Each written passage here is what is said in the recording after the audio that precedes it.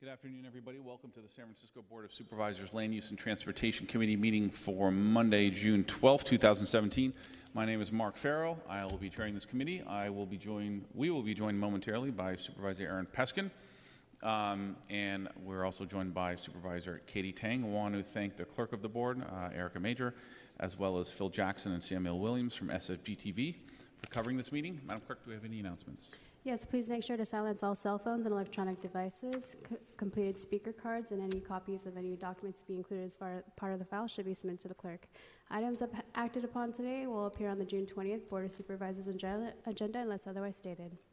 Okay, thank you, Madam Clerk. With that, what do you call item number 1? Yes, item number 1 is an ordinance amending the planning code to revise the amount of the inclusionary affordable housing fee and the on-site and off-site affordable housing alternatives.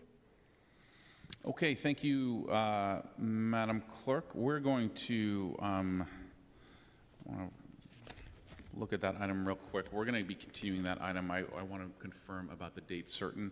So why don't we take, first of all, public comment on item number 1. Again, we will be continuing this item. I think we're going to wait for a second here to get to the date certain. Any public comment on item number 1?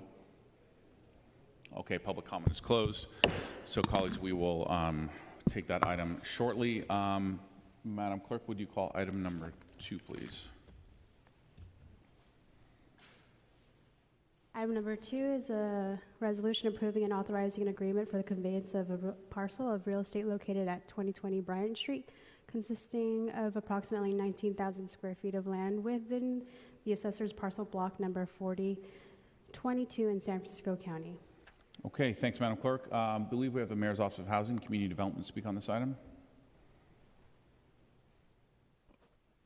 Good afternoon, Supervisors. My name is Lydia Ely. I'm a Senior Project Manager at the Mayor's Office of Housing and Community Development. The resolution before you today authorizes the City to execute a purchase and sale agreement with an LLC that is affiliated with the Nick Podell Company for a parcel of vacant land in the heart of the Mission District. The parcel, known as 2070 Bryant Street, or 681 Florida Street, is a 19,000 square foot portion of the 2000 Bryant Street mixed-use market rate site, which is being developed by the Nick Podell Company to include 199 condominium units, over 7,000 square feet of retail, and 12,000 square feet of production, design, and repair space. The conveyance of this parcel to the City for use as affordable housing will satisfy the 2000 Bryant Street project's inclusionary housing requirement, which is allowed under Section 419.6 of the Planning Code. This section permits land dedication in lieu of the typical on-site or off-site or fee inclusionary alternatives. Under the terms of the purchase and sale agreement, the affordable site will transfer to the Mayor's Office of Housing and Community Development sometime this summer, once demolition of the site's current buildings is complete and the MoCD parcel has been created through a lot line adjustment. The transfer is conditioned on a number of requirements, including, obviously, the creation of the new parcel, the deposit into escrow of about $1 million, which will cover the future remediation of toxics that have been found to be on the site, as well as the full demolition of some existing walls, and the purchase of a pollution insurance policy, which was required by the city's risk manager. This site has been, the affordable housing site has been appraised by a third-party appraiser as having a fair market value of $21.2 million. In February 2017, MoCD selected the developer team of Tenderloin Neighborhood Development Corporation and Mission Economic Development Agency to lead the affordable project, which is now renamed 681 Florida. This project is on schedule to deliver an 85-foot, 8-story building, providing 130 units of family housing affordable to households at 60% of median income or below. The project will also include 39 units set aside for homeless households, as well as over 9,000 square feet of production, design, and repair space for arts uses at the site, most likely arts uses that are community serving. If the project had pursued the on-site affordable housing alternate, 16 affordable units would have been required. The land dedication option that's offered under the planning code requires any affordable site to be delivered fully entitled under CEQA and the planning code. In the case of this project, this will shave more than a year off of the project schedule and will allow the affordable project developer to move forward with the project much more quickly. Due diligence activities funded by a city pre-development loan are already underway, and the schedule at the moment assumes construction starting at the end of 2018. So I have colleagues here from the real estate department, as well as representatives from the Nick Podell Company and the affordable project team as well, if there are any questions about the specifics of either the market rate or affordable project. Thank you. Supervisor Peskin. So I think my questions and comments are only for real estate, but really has to do with the Phase 2 hazardous materials remediation issues. And I, having bought and sold a little bit of land and brownfields land in my 30 years in and out of the real estate business, seriously question why we are not having the seller remediate prior to transfer. Well, I may be able to answer that. In some of these conditions found at the site are located in the groundwater. And when you have toxic materials in groundwater, really the only way to mitigate that is to install what's called a liquid boot, also known as a methane vapor barrier, when you're under construction, right before you start construction. And the way you design that is really dependent on what you're going to be building, where your elevator pits are going to be, where your structural piers are going to be. So it's really impossible to install that now. We had the developer provide us a cost of installing that barrier and also off-hauling quite a we conservatively assumed that all the dirt on the site would need to be off-hauled out of state. So we had that priced. We had the liquid boot vapor barrier priced. Then we had a third party look at those prices. We negotiated new prices according to the prevailing wage as required by the city. We also work with the risk manager to secure a pollution policy for the market rate parcel so that in the event when they do their remediation and there's any impact on the city side, then the city will be protected. So I understand, in a perfect world, we'd love to get a clean site. That is really our number one goal. But in this case, just for practical reasons, it's not possible. So so you're saying that there's groundwater hydrocarbon contamination? Is that what you're telling me? Is that MTBEs? Is that benzene? What's the source of that pollution? I'm afraid I don't have that on the tip of my tongue. I can certainly get it for you later. I don't believe anybody else here has that level of expertise. Are you saying that the plume in the groundwater is isolated to just underneath this property, or is that plume underneath other properties? It's underneath the market rate property and the affordable property, which is why it can't be mitigated because, obviously it's in water and water moves. So in these cases, the mitigation is to install a barrier so that any vapors coming out of that water over time do not impact the residents or the other uses at the site. So I don't know about the characterization of the hydrocarbons. As I was reading this over the weekend, saw that section in the agreement and the indemnities at 8.4 and the remediation and demolition fund agreements at 8.5. And I have some legal questions for the city attorney relative to the as-is language as it relates to the remediation and demolition agreement. But having hydrocarbons in groundwater is not uncommon, and total remediation through oxidation or all sorts of different remediation techniques is known to work. So why are we, it's now raising questions as to why we're allowing market rate development on top of a hazardous materials plume, much less affordable housing, why don't we insist on the remediation of the entire site prior to transfer and prior to development? Well, again, because the water runs under both properties and other properties as well, it's impossible to completely remove that condition. I mean, there are creeks in that area of the Mission District that have been there for probably a million years, and they cannot be completely eliminated. I think I'm not an expert in this area, but I do know, having done this kind of work for 20 years, that many of our projects, I can think of a couple in Mission Bay neighborhood, for instance, that have the liquid boot approach to mitigating underground these kind of issues in the groundwater, and this is an industry standard, and it's a proven method, and lenders accept it, and the city accepts it. You know, there's a soils mitigation plan that's been approved by the Department of Public Health for the affordable housing site and the market rate site. It's been approved by Department of Public Health. It will be monitored by the Department of Public Health. So it's my understanding that this is industry standard, and it's really, you know, what happens when you build, when you're doing infill housing in the city where you're having to use industrial sites and sites that aren't ideally situated for housing uses.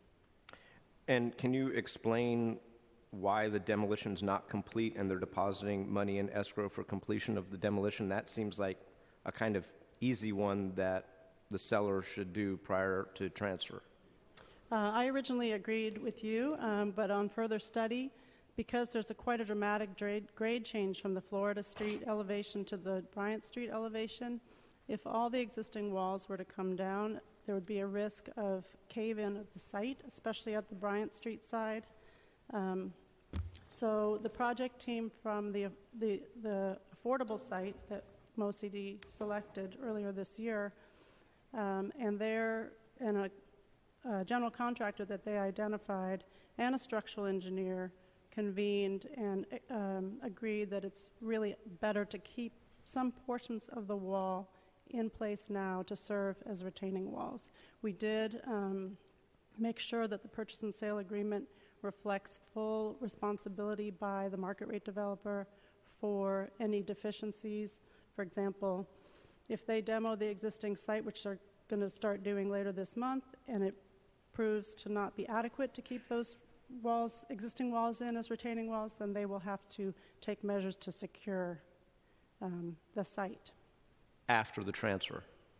No, until at such time that they demo the existing building and it's revealed that there needs to be a more sophisticated structural system in place to keep the walls up until the affordable team starts their work at the site. So that's what the term latent in the resolution refers to? I didn't understand. It says the agreement provides for the developer to, 1, partially demolish and remove the existing improvements, parens, visible and latent. Latent, as we've used it before in this context, means anything hidden that's underground that you can't see. So in other words, you would need to remove the building and its structural elements. Got it. And then, and it says, and deposit $51,685 into an escrow account to be made available to the city for completion of the demolition. That seems, well, not only like a precise number, but a very small one. So again, I did agree. I felt the same way when I first saw the cost estimate, but again, we ran it through a third-party peer review process, and it seems to be, you know, it's a very limited length of wall. It's a very finite amount of square footage, so that's the number that was agreed upon. And the fair market value reference, a couple of paragraphs up, in the amount of $21,200,000. Did that appraisal, this may be a question for real estate, adjust for the environmental contamination remediation? It did not.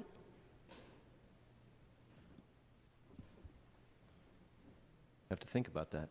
So there wasn't a cost to cure for the remediation, and your justification for that is that insofar as they're paying for that with the $1 million, that's why it shouldn't be in the appraisal?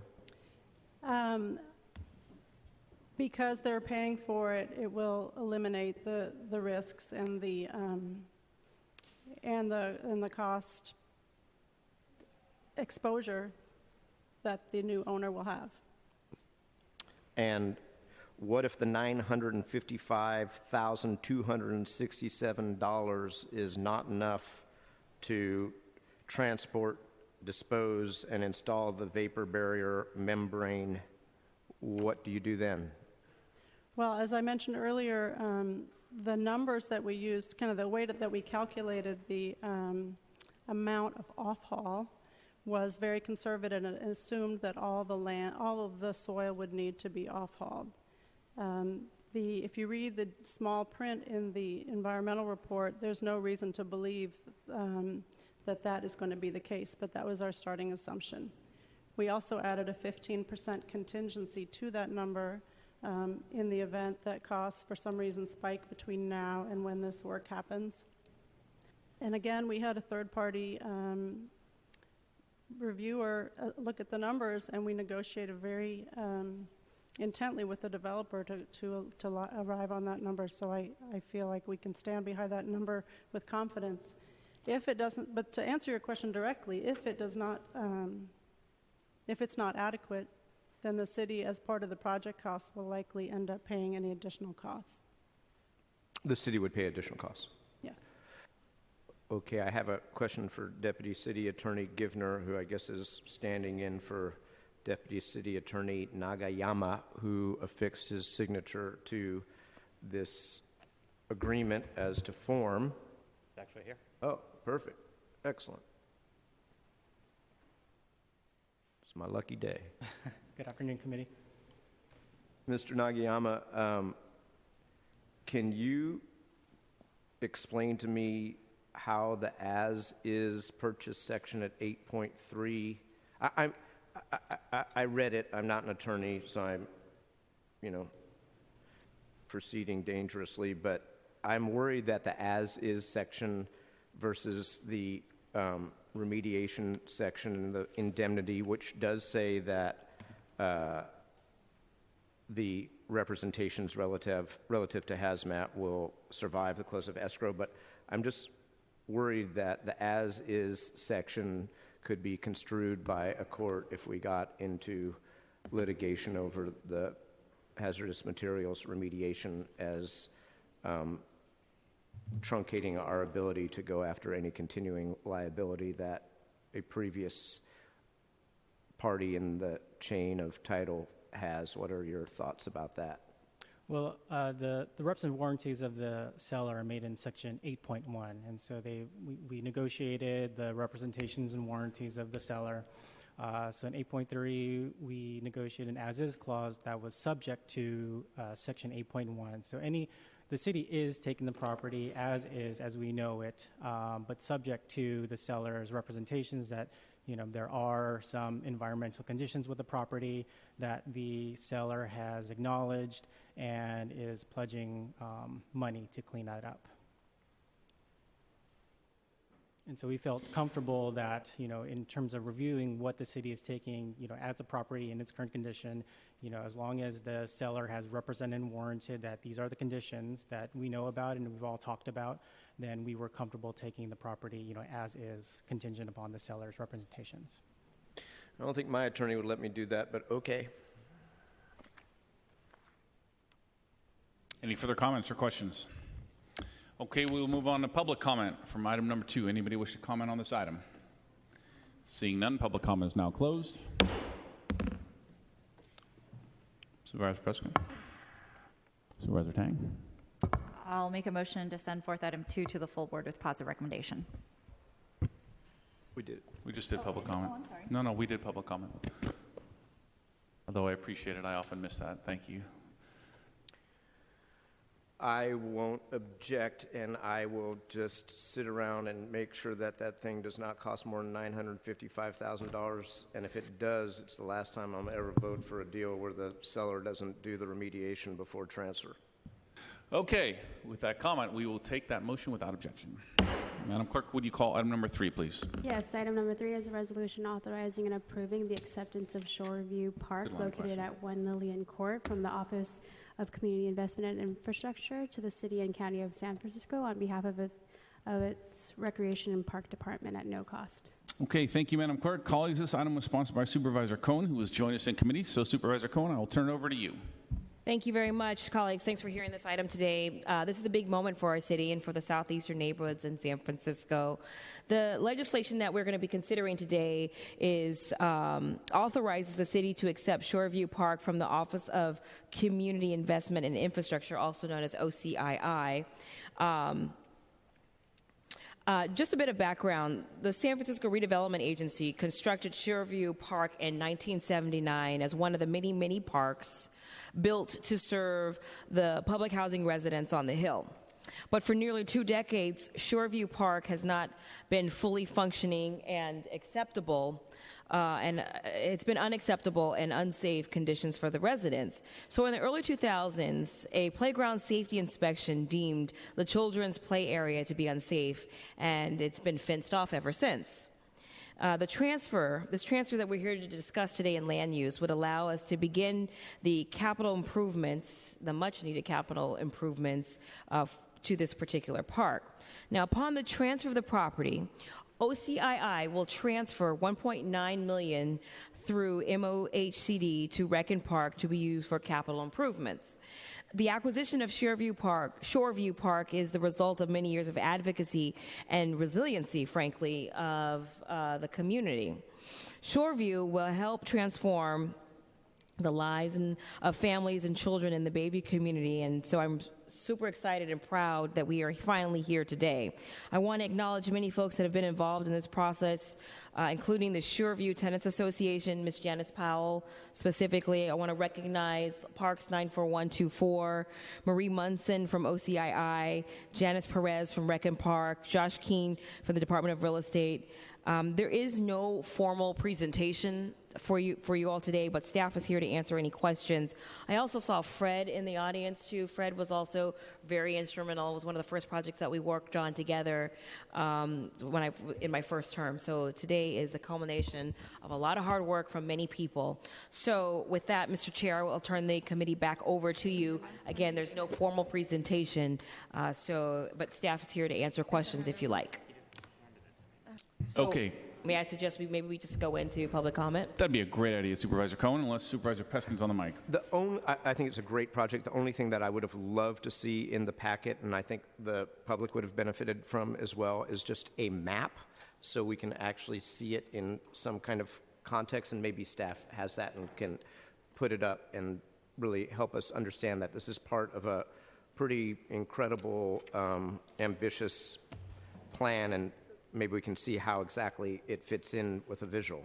Thank you. So with that said, I want to call up Rec and Park Director Phil Ginsberg to produce a map for you, Supervisor Peskin.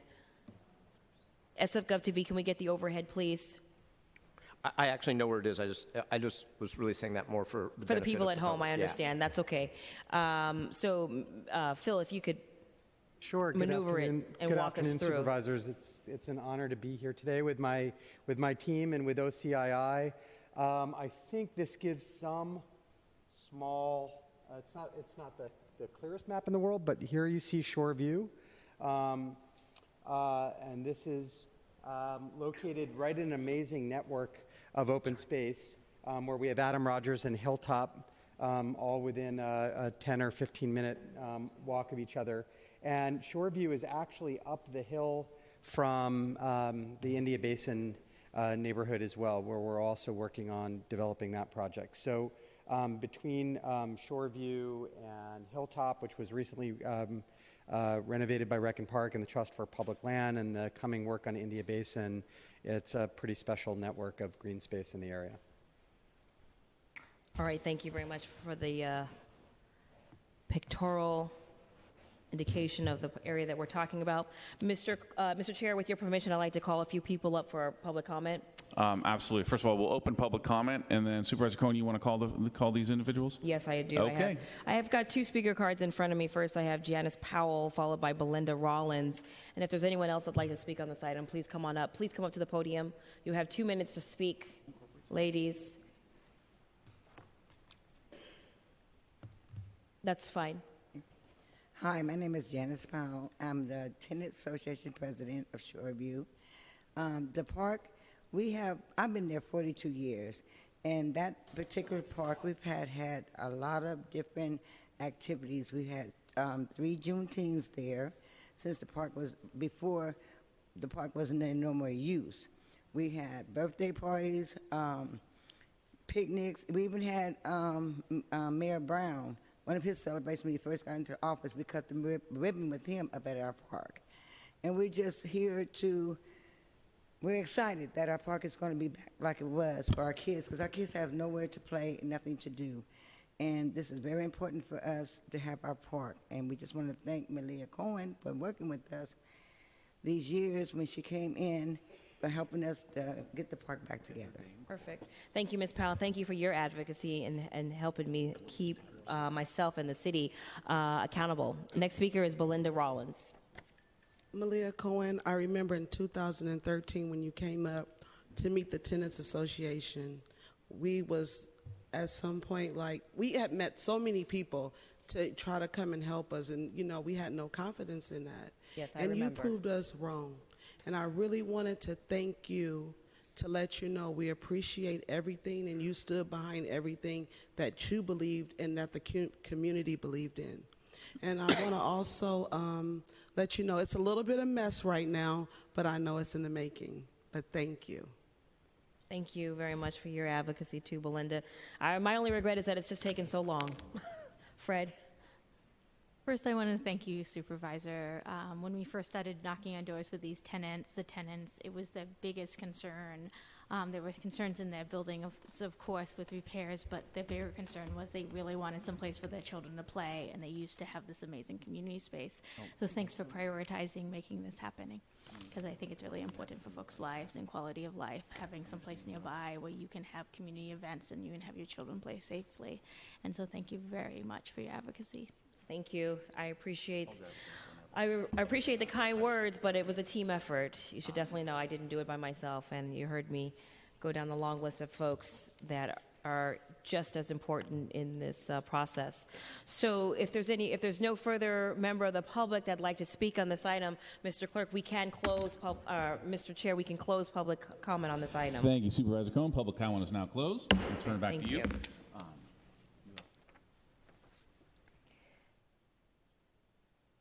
Mr. Chair, let's entertain a motion. Okay. You would like a motion? Well, apologies. Thought there was more comment to come. Colleagues? I will, through the chair, make a motion to send forth this item with positive recommendation as a committee report. Okay. Motion by Supervisor Tang, and we can take that without objection. Great. Thank you, Supervisor, for being here. All right, Madam Clerk, would you call item number 4, please? Yes, item number 4 is an ordinance amending ordinance number 1061 entitled Regulating the Width of Sidewalks to change the official sidewalk width to certain locations along First Street and southeast of Mission Street, along Mission Street between First and Fremont Streets, and along Fremont Street southeast of Mission Street, and creating a new sidewalk bulb out at the east corner of First and Mission Streets. Thank you. This item was sponsored by Supervisor Kim's office. Is there a member from her office to come speak?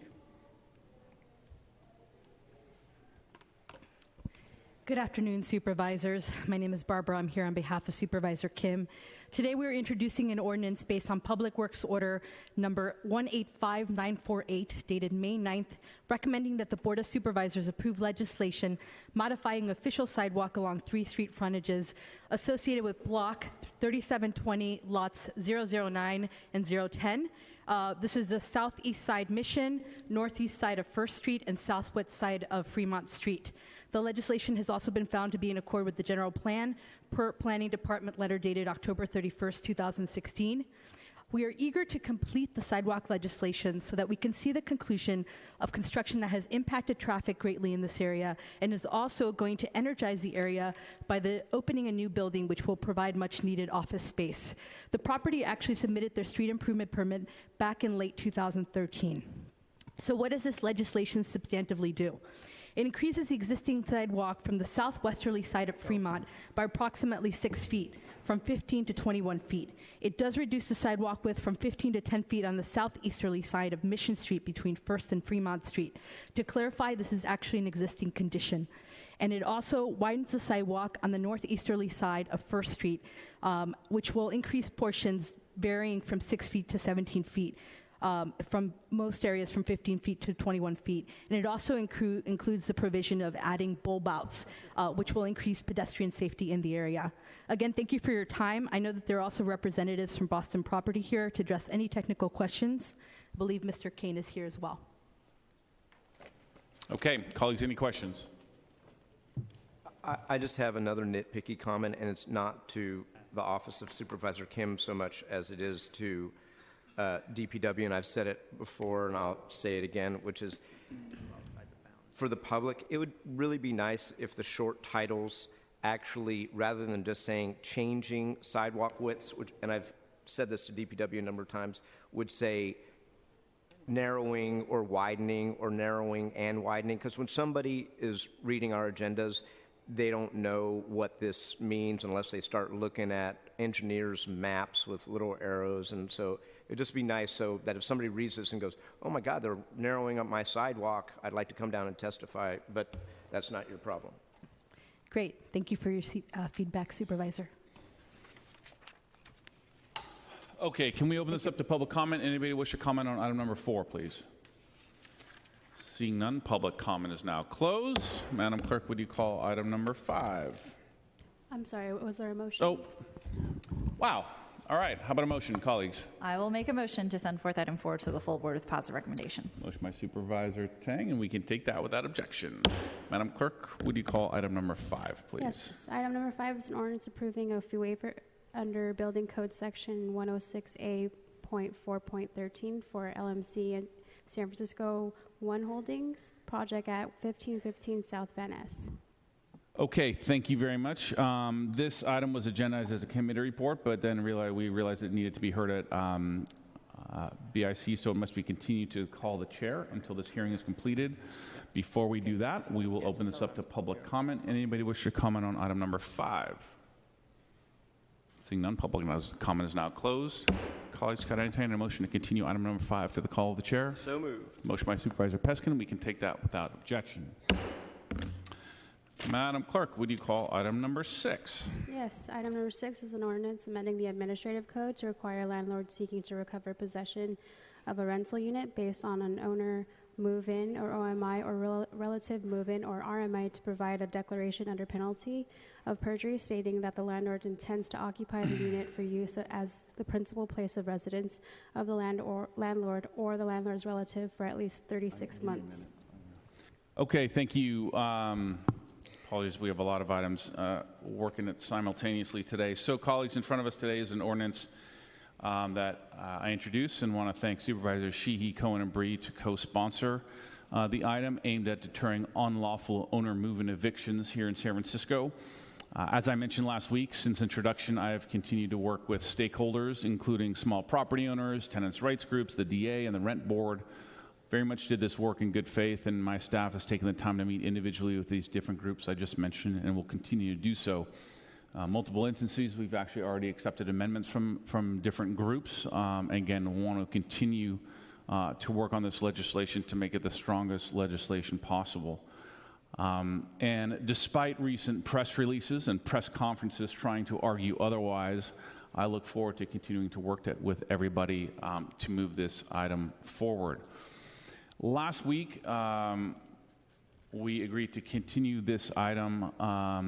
However, substitute legislation with Supervisor Peskin's item was introduced and was introduced without notice to anyone. So we were not made aware of it until the draft agenda for today's meeting had gone out. I have a very strong policy. I did as a budget committee chair, and I have it as land use chair, that before calendaring or agendizing any item, that we understand exactly what is happening with that item, the posture of that item, whether I agree from a policy perspective or not on an item. Very much want to understand what is happening with that item. We have a 72-hour written notice policy for any committee notices and agendas that goes out, and we were absolutely not, because we're not made aware of this legislation, we were not able to agendize it for today's meeting. Again, as committee chair, I believe very strongly in transparency. This wasn't publicly made available until Friday morning, and I want to make sure that we have wholesome discussions about this. Unfortunately, over the last 48 hours, I've gotten press comments. I've seen press releases that have made some pretty blatant false statements that I, as committee chair, have blocked a proposal from being heard in this committee. I will say that's emphatically false, not something that I ever aim to do. I think a number of advocates have gotten in front of their ski tips and claiming I'm not willing to have further discussions on any potential changes. To that, I would say a few things. First of all, and most importantly, that's what we have committees for, in committee hearings. Today, I look forward to hearing some public comment about this item. I'm sure we will hear about it 2 weeks from now, because I am going to suggest that, first of all, we take a few amendments today on my item, but also continue it until the 26th so that we can actually hear both of these items together. Again, for those of you or anybody that would suggest otherwise, that this was intended to, as some quote was on a press release that I saw this morning, a railroad a piece of legislation through. That's nothing that I have ever supported, not what I would suggest, and false, and unfortunately putting politics over policy, and not something that I would condone.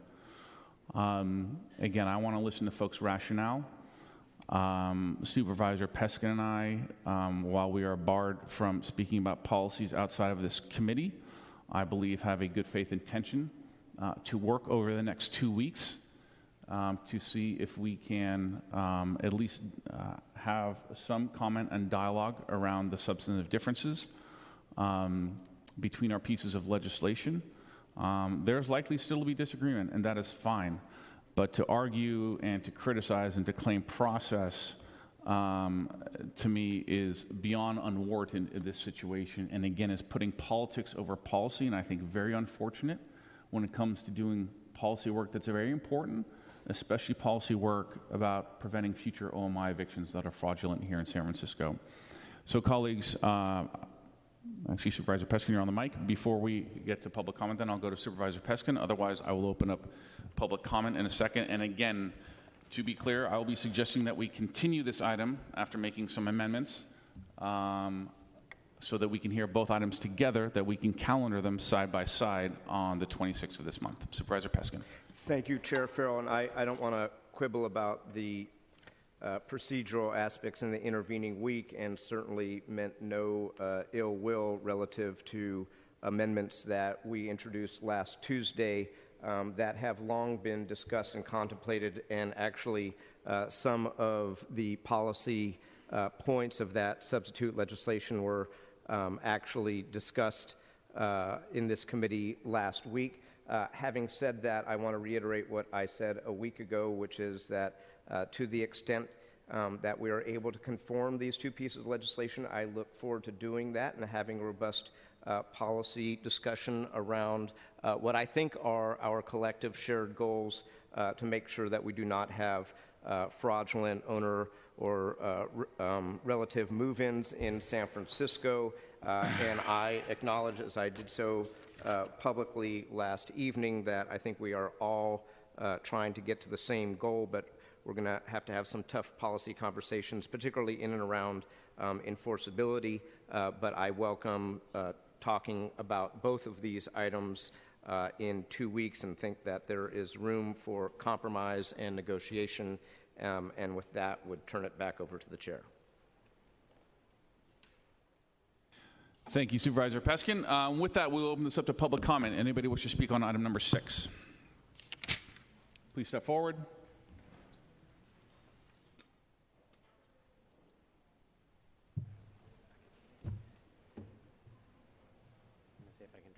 All right, everyone will have 2 minutes. Come on forward. Okay.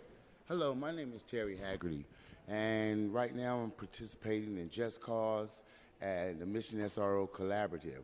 But I have a personal reason for speaking today. I had a friend, his name was Mike Mack Howard, and he was a school teacher, retired teacher, and he lived on Divisadero and Gary Street. And he was illegally evicted. And during that illegal eviction, he had other individuals living in his home that were disabled. Those individuals and him took a buyout, and they were moved to, excuse me, I must interject, that at this time he had had heart problems, and shortly after being evicted and moving to Oakland, he had to have a pacemaker put into his chest. And shortly after that, through the stress of moving, because I helped him move, you know what I'm saying, on 2 occasions, because his buyout money was taken wholly by the new landlord for the tenants and the associates that he had living with him. And because of this, he died. He passed away. He was my best friend. He was older than me. He was a school teacher, retired. And I would like to take that into consideration, because not only did my friend die, but other individuals that he had helped support that were disabled have also been displaced. And some of them have become homeless and are living in San Francisco, on the streets of San Francisco right now because of illegal evictions, homeless in San Francisco. Thank you very much for your considering my story about this illegal OMI evictions. Thank you very much. Next speaker, please. Good afternoon. My name is Scott Weaver. I'm a longtime tenant attorney. I have been involved in this for approximately 40 years. I'm in constant contact with tenant attorneys in San Francisco.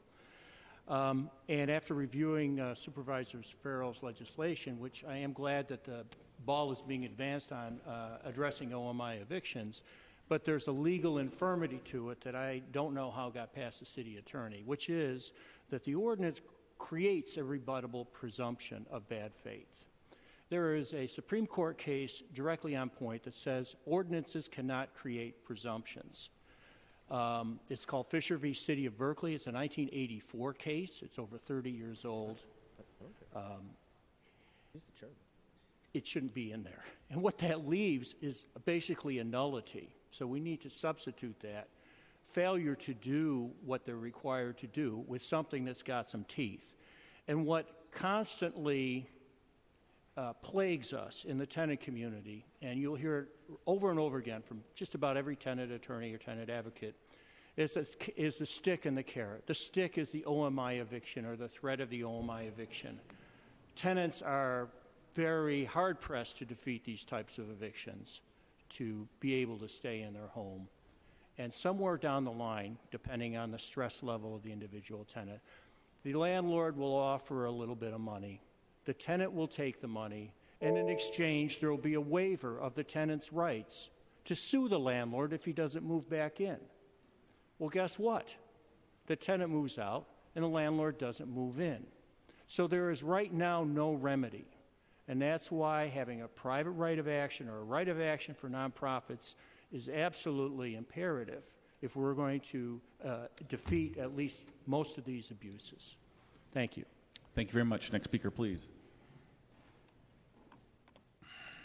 Hi, my name is Jeff Jaquinto. I'm a computer programmer, live in the Mission District. I moved to San Francisco 19 years ago, and literally from when I first moved here to this day, I heard stories of OMI evictions and know of OMI evictions that are fraudulent. The first apartment I lived in was on Fell Street, and we had a roommate who was really our landlord. And he had very cleverly done an OMI eviction and then charged us all rent. Lived in one room. It wasn't until a while later that I realized how illegal that was. They made plenty of money off of us. And then I have one of my friends here in Montana will speak about how her OMI eviction. But so many OMI evictions, it's just a known thing in San Francisco if you're a tenant that OMI evictions are usually fake, and you can try and fight them. You should try and fight them. What ends up happening, though, is that it's very difficult to enforce, and that's why I'm particularly worried about Supervisor Farrell's legislation, because there isn't enough of an enforcement mechanism when this law is broken. And what I see happen over and over again is people are offered money, and they're like, well, I could take the money. I'm pretty sure my landlord's not going to move in. They're going to break the law. But I could take this money now, sign away my right to ever sue, or I could try and go to war and see how that happens. But most people will take the money. And landlords do this over and over and over again. And there's never any accountability because they can't be, every tenant has always signed away. Thank you for your time. Thank you. Next speaker, please. Hello, my name is Sarah Sherpenzimmer. I'm here from Housing Rights Committee. Supervisors, I am really glad that we actually all agree that owner move-ins are a problem. Fake owner move-ins are a problem. In our office, we see tenant after tenant come in with owner move-in evictions. We're not talking about real owner move-in evictions where owners actually want to move into the unit or move their family in. We're talking about the hundreds of fraudulent owner move-ins. Landlords who have multiple empty, beautiful units that they've already renovated, but they decide to own or move in the crappy first floor apartment of the elderly long-term tenants because they're the people paying the lowest rent. We see this over and over. We have landlords who have done 4 or 5 owner move-ins and didn't move into any of them. We have people landlords move in for a couple months and then they move out and they rent it out, and there's no way to enforce these laws. I'm glad we agree that this is a problem. Now we have to actually do something about it. We need to make it so that these laws are enforceable. Because right now, we have tenants who would love to move back into their units. We have tenants who have children, who lived in their units for 10 or 20 or 30 years, who had to move out of their neighborhood, move into teeny studio apartments, and would love their unit back, would love to somehow enforce this. And we need to show landlords they can't commit fraud and speculators that they can't commit fraud, and we need real protections. So thank you for looking at this, and I hope that when you look at them both side by side, we take the strong recommendations that those of us who do the work every day and deal with these tenants know what we need in this law, and we made strong recommendations, and we hope that Supervisor Farrell, you're willing to look at these recommendations and to come up with legislation that works, because right now, Peskin. Thank you very much. Next speaker, please. Hi there. Thanks for listening. I'm going to bring up somebody who's not being talked about a lot, and that is children in this mix. If you're a school-age child in San Francisco, and your parents don't own your home, you're basically screwed, and you've already been evicted. We need some solid protections against this happening, and I think a short synopsis of my story illustrates many of the ways in which Mr. Peskin's legislation would address this and Mr. Farrell's would not. 4 years ago, my 12-year-old daughter and I were evicted a completely fraudulent OMI. Our owner moved into the top unit, pushed them out. It was 4 flats after renovating it, of course, and then came to me and said, oh, I need to move my father into your unit. And I believed him. And 6 months later, we were forced to move to Berkeley and pay double rent. We could not find anything we could afford to live in San Francisco, and my daughter had to leave her small charter school, which was her entire base. We lost our health care benefits, both of us. And a year after this eviction, my daughter was hospitalized with a life-threatening illness caused by stress.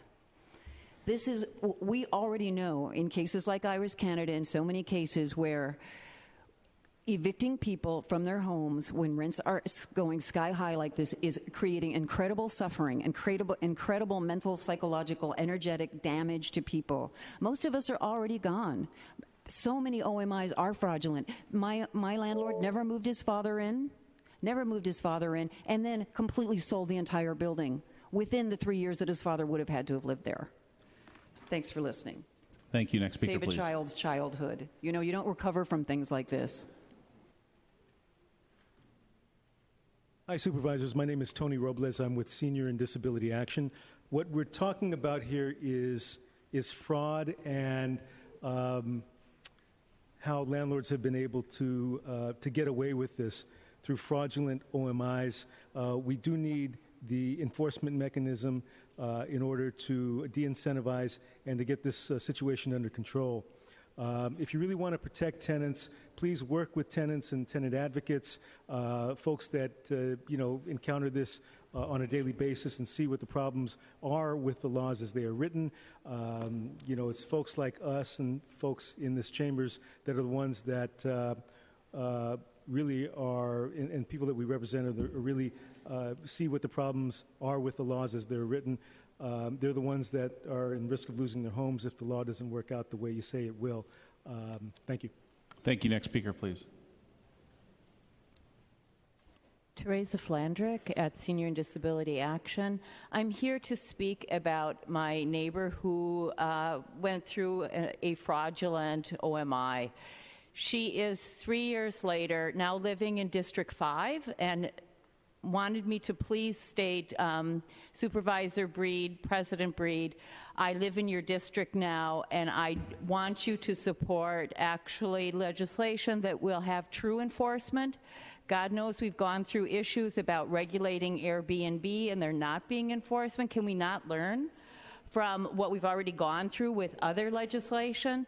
So to make this effective, there has to be actual mechanisms in place for enforcement.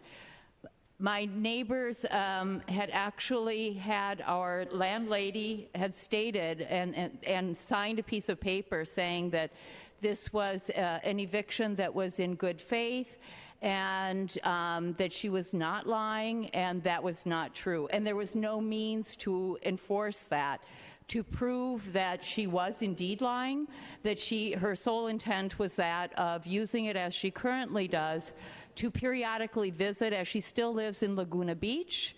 She comes up once every 2 to 3 months and is now inviting people to use another unit that is supposed to be empty because it's an Ellis Act in the rest of the building. So enforcement is key. I do hope that you will work with Supervisor Peskin in what is really enforcement so that we can stop these. Thank you.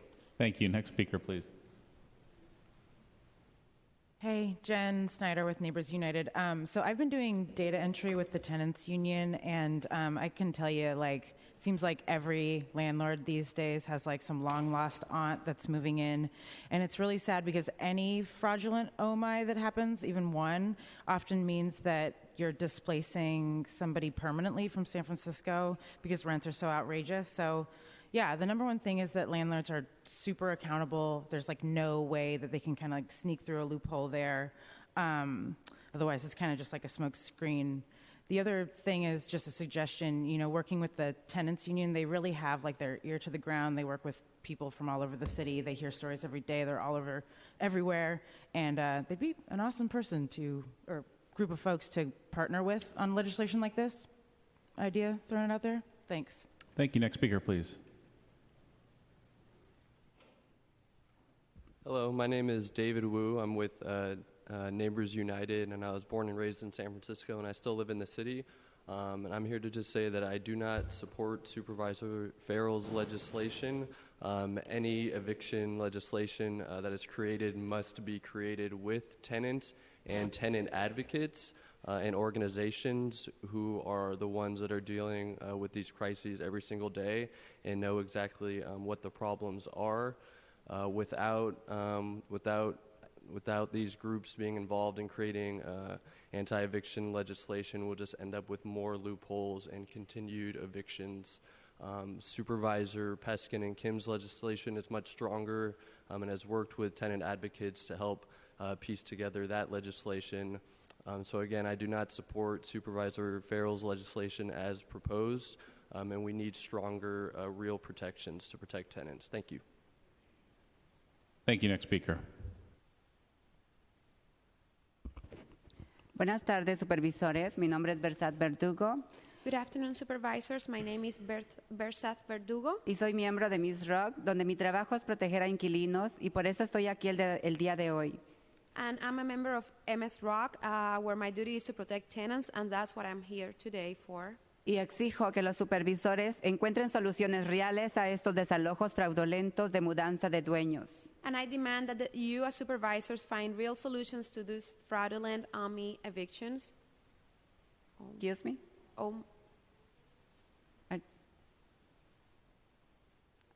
Because porque mis palabras creo que son muy importantes acerca de que me escuchen, por favor. I would like you to listen to me because I think that what I'm saying is really important. Y por eso estamos aquí para exigir nuestros derechos. And that's why we are all here to demand that our rights are respected. Como supervisores, su deber es proteger a personas afectadas por injusticias. As supervisors, your duty is to protect people being affected by injustice. Y esta legislación de Mark Farrell no soluciona el problema. And this legislation by Mark Farrell does not solve the problem. No escucharnos agrava la injusticia en contra de los inquilinos quienes están luchando para proteger sus casas. Not listening to us make the injustice of tenants trying to struggle to preserve their homes much worse. Gracias. Thank you. Thank you. Next speaker, please.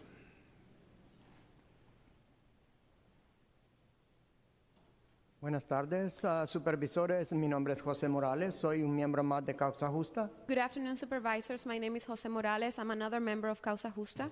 Estoy aquí porque soy una víctima más de un desalojo. Tengo hasta el 30 de junio para dejar la unidad sola.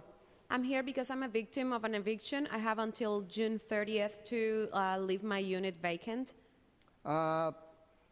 La razón que estoy acá pues es porque necesito que los supervisores ayuden a los que están siendo desalojados, como en mi caso. And the reason why I came here today is because I want to ask you as supervisors to help people like me, tenants that are being evicted from their houses. Esta señora donde yo vivo ha tomado represalias contra mí por verla llevado al control de renta. My landlady is now retaliating against me because I brought our case to the rent control board. Supuestamente ella se va a mudar a la unidad, pero eso no lo creo. Allegedly, she's moving in her unit, but I don't believe that. Por favor, supervisores, ayuden a los inquilinos que están siendo desalojados de fraude. Please, supervisors, help the tenants being fraudulently evicted from their homes. Gracias por atender a los que están más necesitados. Thanks for listening to all those of us who are the most underserved. Thank you. Next speaker, please. Good afternoon, supervisors. My name is Fernando Martí, co-director of the Council of Community Housing Organizations and a member of the San Francisco Anti-Displacement Coalition. First of all, Chair Farrell, I want to thank you for continuing this item and allowing both items to be heard together in 2 weeks so that we can bring forth, I think, the best of both items together, hopefully amending them to create something that will truly address the needs that you've heard today. Just a few weeks ago, the Planning Department released their Housing Balance Report, which counts out the number of demolition, condo conversions, LSACs, and owner move-in evictions over the last 10 years. And owner move-in evictions were by far the highest number, with 2,300 evictions over the last 10 years. The funny thing is that up until 2013, there were ranged somewhere between 123 to 180 such evictions each year. In 2013, those jumped to 273. In 2014, 317. In 2015, 477. In 2016, 362. So what happened in 2013? I think we all know that these evictions are really caused, or at least a great portion of them since 2013, caused by greed of landlords who are abusing the system. And therefore, what we are looking for is a piece of legislation that truly addresses those who are taking advantage of the system. A piece of legislation that requires landlords to file statements that they do, in fact, intend to occupy their buildings, that requires them to file statements each year with proof that they are actually occupying their units, and that includes a private right of action so that the system can actually be enforceable.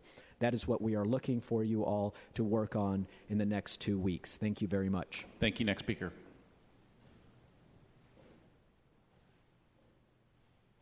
Hello, my name is Evelyn Pasmentier, and I'm a renter. And I must say, well, first, Supervisor Farrell, thank you so much for recognizing the importance of having thoughtful discussions on this momentous topic, and that we can discuss some of the additional enforcement concerns that Supervisors Peskin and Kim have and are going to, lead in discussions. So essentially, thank you very much. And I must say personally, I feel like a deer in the headlights when my house was up for sale, not up for sale, just kind of in a frozen state of fear.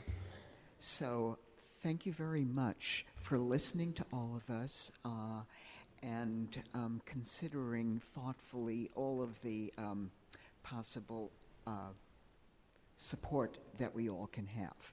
Thank you. Thank you. Next speaker, please. Hello, my name is Jordan Davis. Today I'm with Causa Justa and would like to urge the withdrawal of Chair Farrell's smoke and mirrors OMI legislation and suggest that Supervisor Kim and Peskin's legislation be substituted. Because let's face it, if the Apartments Association is supporting the legislation before us, you're doing it wrong.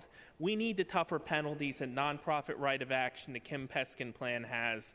Indeed, this should not be a moderate versus progressive thing, but effective tools to keep people in their home versus one person's ambitions. Supervisor Farrell, I'm going to say this. This is not House of Cards. You are not Frank Underwood.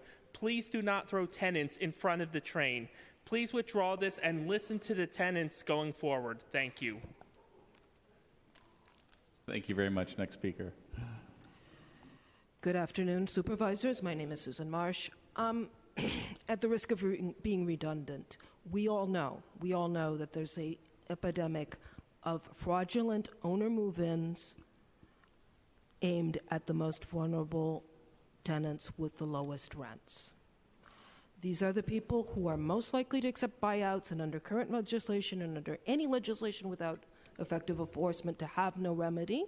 These are the people who, even should they not accept buyouts, will have an enormous amount of difficulty proving fraud on their own. Given that, enforcement is key, and therefore I want to urge the adoption of the provisions put forward by Supervisor Peskin, to wit, the city tracking of occupancy, the private right to action, and the nonprofit right to action.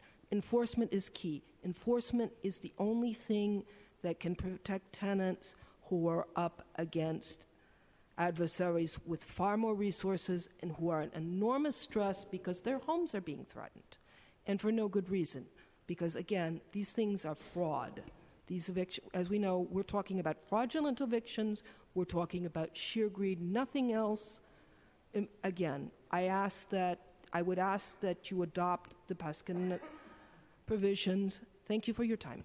Thank you. Next speaker, please. Good afternoon, supervisors. My name is Yelena. I am Russian-speaking counselor at Housing Rights Committee. At my work every day, I have to help people who are being so-called legally evicted. I'm talking about owner moves in. Even during first consultation, I see clear signs of this being fraudulent, of this being not done in good faith. I don't need to explain what it means to families. Displacement is always a huge amount of stress. It's a huge emotional expense. It's a financial burden and loss of job in this economy. So in my work, I could use a clear and strong piece of law to protect and defend my clients. Unfortunately, I understand that city doesn't have funds to investigate each case individually.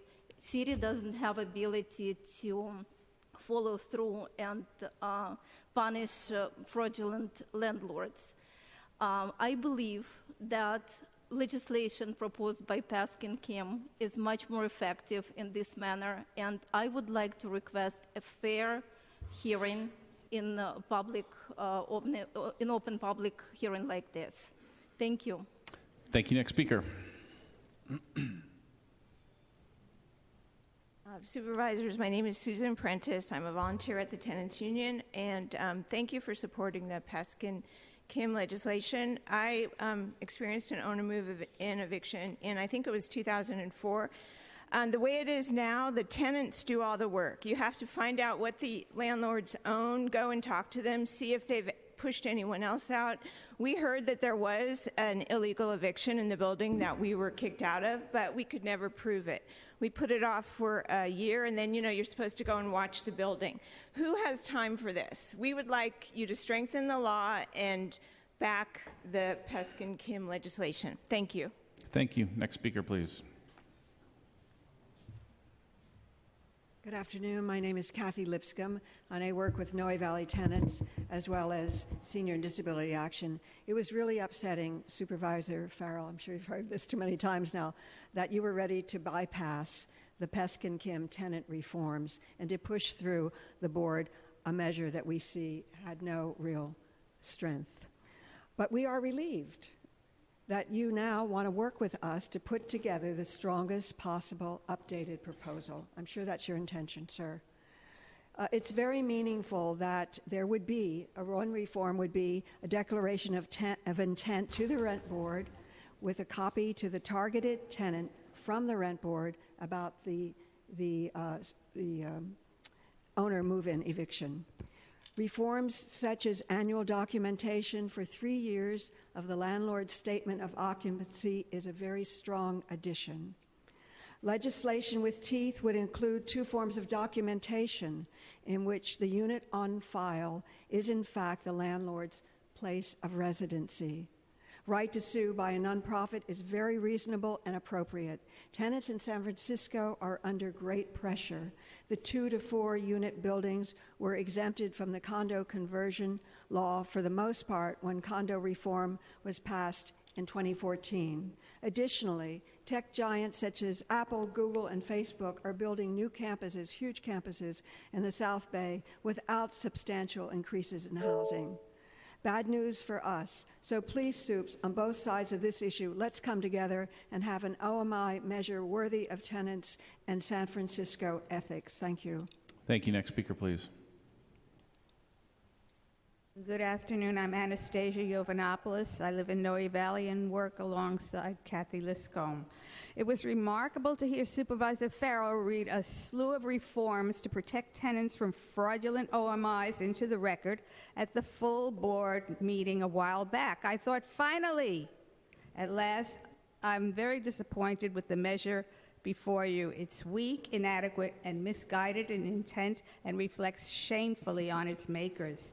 If Supervisors Mark Farrell, London Breed, Malia Cohn, and Jeff Sheehy, co-sponsors of this proposed legislation, are truly intent on crafting legislation that affords vulnerable tenants protections from fraudulent OMI evictions by landlords, then they will do so. The Tenants Union's OMI reforms will allow tenants and rent board to better track OMI evictions, require landlords to report whether or not they have moved in, allow tenants to move back at controlled rents should the landlord not continue to live in the unit, and provide for penalties and stronger enforcement if the landlord fails to reside in the unit for 36 continuous months or overcharge rent. The co-sponsors must work cooperatively with tenants' rights groups and their fellow supervisors who truly want a measure that strengthens tenant protections. Thank you for continuing the item, and please eliminate loopholes and strengthen tenant protections. Thank you. Thank you. Next speaker. do. Yes, supervisors. My name is Hua Jinli Chiang, and my English is still poor, but I will try to say it. I'm the small owner of the house, townhouse, one house, rent for talent. And 10 years or 6 years or many years, I never increased their fee. I try to be kind to everyone, except they bring someone in, and I will ask them give me more. And also, you can see the property tax and the roofing, 12,000, very big amount of expense, and the law is not protect the small owner, the house owner.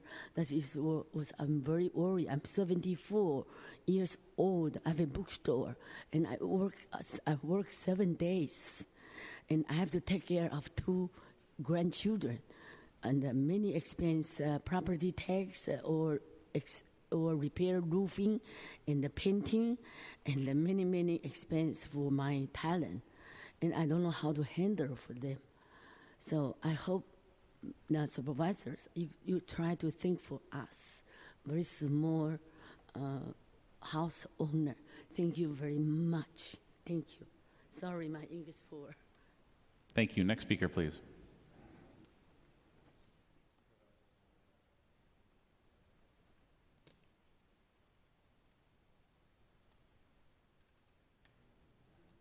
Good afternoon, supervisors. My name is Peter Cohen with the Council of Community Housing Organizations. You heard from my co-director, Fernando Marti, earlier. I just wanted to emphasize a little bit more of the data here. And by the way, glad that you're taking on this issue, and supervisors, that you're going to take the time to try to meld together the best of all these ideas. I think that is really how we've had some of our best policy in the this last year or so around some thorny issues.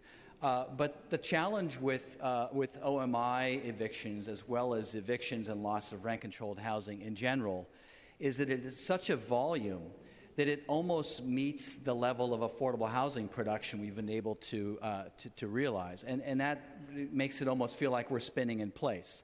Our organization has most of the city's affordable housing developers, and we are trying to stretch every dollar that the city has to build affordable housing, to take units off the spec market, and we do a pretty good job. In fact, San Francisco does a better job than just about any city in the state or the country. But it's a slow and long and hard process. When you see on the table that I gave you that we lose units from rent control protection at such a high pace, it makes the urgency to get some of these regulations that much greater to really control any fraudulent OMI evictions or others, for that matter, to make sure that we're getting as much out of our affordable housing production side as possible. Folks who are removed from existing housing have to search for housing, and some of them end up, frankly, on our waiting lists, and so that just makes it that much harder to get the unmet need addressed. So again, there are legitimate owner move-in evictions, as there are other types of evictions, but when there are not, we think we should have the strongest regulations in the city to make sure things are being done above board and preserving our precious affordable housing. Thank you. Thank you. Next speaker, please. Hi, good afternoon. My name is Sherman King. I'm a small property owner in San Francisco. I'm here to support Mark Farrell's version of the legislature, because Supervisor Preston's legislature really puts a burden on our property owners. We're working hard to buy our properties and support our retirement, but we don't want it to be for small ignorance or loopholes that got sued and put in jails. So only criminal can be put in jails, not property owner put in jails. Thank you. Thank you. Next speaker, please. Hi, my name is Kathy Wu, and I'm coming with my 93-year-old mother, Bessie. And I just want to come forward to tell you that because the aging issue, my mother is in a wheelchair, and I am a senior age too, so I cannot help her climb up and down the steps. So I have to do a relative moving eviction. It's a legitimate. But if you want me to report it every year, if I forgot because I need to take care of my mother, and I forgot, you're going to put me on jail or what? So I don't think this is very good and is a burden for us. And I can certainly support for Supervisor Mark Farrell's legislation, but if you go beyond that, you are creating a lot of burden for people like me. And I hope you think very carefully, not to hurt people like me. Thank you. Thank you very much. Next speaker, please.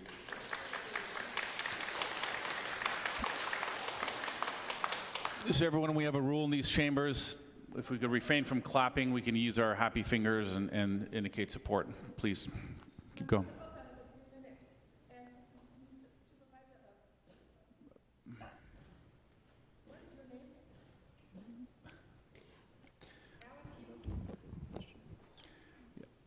Ma'am, if you'd like to finish your time on public comment, you can do so. Ma'am, you have to speak on the mic. Thank you, ma'am. Next speaker, please. Good afternoon, Supervisor. My name is Becky, and I'm a small property owner. And while I'm here, I was thinking about, I always feel different, much different environment now. When I was first here 40 years. I have been in San Francisco 40 years. I was a tenant too. And then after the hard work, luckily become a small property owner. So I feel like the San Francisco policy is on one side. They are not balanced. I think supervisors should think about it, how to balance the policy between the small property owner and the tenant. You know, small property owner also is a working class. And I was thinking, you know, this kind of administrative penalty would be very harmful for small property owner who innocently make a mistake or maybe forgot to send a notice, you know, maybe late. And this affect and punish a small property owner and immigrant owner in a more severe way is really bad. Thank you. Thank you. Next speaker, please.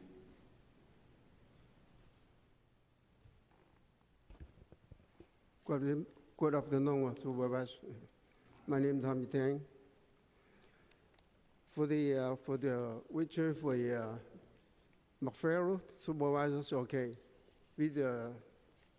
No problem for that, but I disagree. Disregard for the President, Supervisor President, to put all the kind tired to the small property owner, especially the criminal, those kind of things that not fair for the two people for the small property owner. Please think about it. Thank you. Thank you. Next speaker, please. I'm the interpreter. Hello, my name is Gigi Yu. My name is Gigi Yu. 我支持麥永輝嘅版本。 I support Supervisor Farrell's version. 業主唔係罪 Opposite Supervisor Perkins. Excuse me, Small hold on. owner. Who came up first for public comment? Oh, I think she's translating. I'm the translator. I'm the Okay, interpreter. sorry, I was, yeah, maybe you could speak separately. Thank you. Okay. 我好辛苦賺錢，每個鐘做好多嘢先揾13蚊個鐘。 I work really hard every day. I earn $13 an hour. 我好辛苦賺錢買到間屋，我唔想因為間屋而令到我成為罪犯。 I work really hard, then I can buy a house in San Francisco, but I don't want to be a criminal because I'm the small property owner. Thank you. Thank you. Next speaker, please. Hi, my name is Man Yu. We ask you to oppose the legislation by Peskin on owner move-in evictions because it makes property owners guilty by default until proven innocent. And we believe it is a violation of legal and human rights under the presumption of innocence until proven guilty. It is the first ordinance of its kind to press criminal charges on private property owners. The Peskin legislation, if passed, will hurt innocent small property owners who aren't aware that they need to file for 3 years, who don't have their attorneys on retainers, especially for 3 to 5 years, and for those who don't know where to file or file late. This especially impacts immigrant property owners or those who simply forgot or late or do not know about the charges in the law. This piece of legislation will make San Francisco's housing stock disappear even faster, as owners will be more likely to act their buildings instead of using owner move-in evictions. Please oppose Supervisors Peskin version and support Supervisors Farrell's version. Thank you. Thank you. Next speaker, please.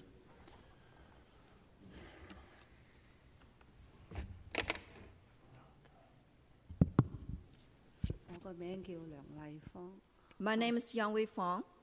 住喺三藩市。 I live in San Francisco. 我極力支持 Mark Farrell， I support Supervisor Farrell. 極力反對配司金，因為配司金個法案係對啲小業主太苛刻，對什麼人都係苛刻，對什麼人都冇好處。 Opposite Peskin's version, because this bill's regulations, it's really harmful for everybody, no matter the small property owner or the tenants. 如果配司金啲法案通過咗，對三藩市傷害之極端大，希望個個都反對配司金。我講完。 So if the bill had been passed, like will hurt everybody, and it will be a huge hurt for both parties. Thank you. Next speaker, please. Hi, everybody. My name is Lola Lee. I am a small property owner. I support Supervisor Farrell and oppose Supervisor Pinsky version. Property owner, not criminal. And also, I have a question. I think the city need to be responsibility to build all the building for everybody. It's not all the hard job and give it to the small property owners. Thank you. Next speaker. Hi, my name is Yui. 我請求你哋否決業主收屋之後，冇報嗰個3年咧，就要坐監。呢個係非常之呢個係好唔 fair 㗎。 I want to everybody to upset the bill because it's unfair for us, for the small property owner. 我哋作為業主咧，我哋擁有嗰間屋唔係政府俾我哋嘅，係我哋自己辛辛苦苦咁揾錢，我哋都係仍然每個月交好多錢咁去供嗰間屋。As a small property owner, we work really hard to buy our house. Our money is not came from the government. The government didn't give us money to buy the house. 我哋除咗每個月供屋，我哋每年都要交嗰個地稅，嗰個地稅年年都要升。We not only paying the mortgage every month, we still paying the property tax every year, and the property tax increase every single year. 我哋唔係監犯，所以希望你哋唔好立亂咁整嗰啲好無謂嘅嗰個法例嚟剝削我哋嘅業主嘅權利。And 你講多次，一開始。希望你哋唔好即係製造呢啲咁嘅好無聊嘅嗰啲法例，咁嚟逼我哋啲業主。我哋都係要交稅，我哋都好辛苦賺錢。 Please don't build up those bills regulations to against the innocent small property owner because we work really hard to get our house. We don't want to be a criminal. 如果我哋自己收翻間屋，我哋自己啲親戚嚟，咁佢哋都冇地方住，我哋自己有屋都唔可以俾佢哋住，我哋唔可以收翻間屋俾佢哋住，一定要俾租俾嗰啲租客，咁係好唔合理。Even though it's really unfair that because most of our relatives come to visit us, we don't have any place to them to live. But you guys stop us to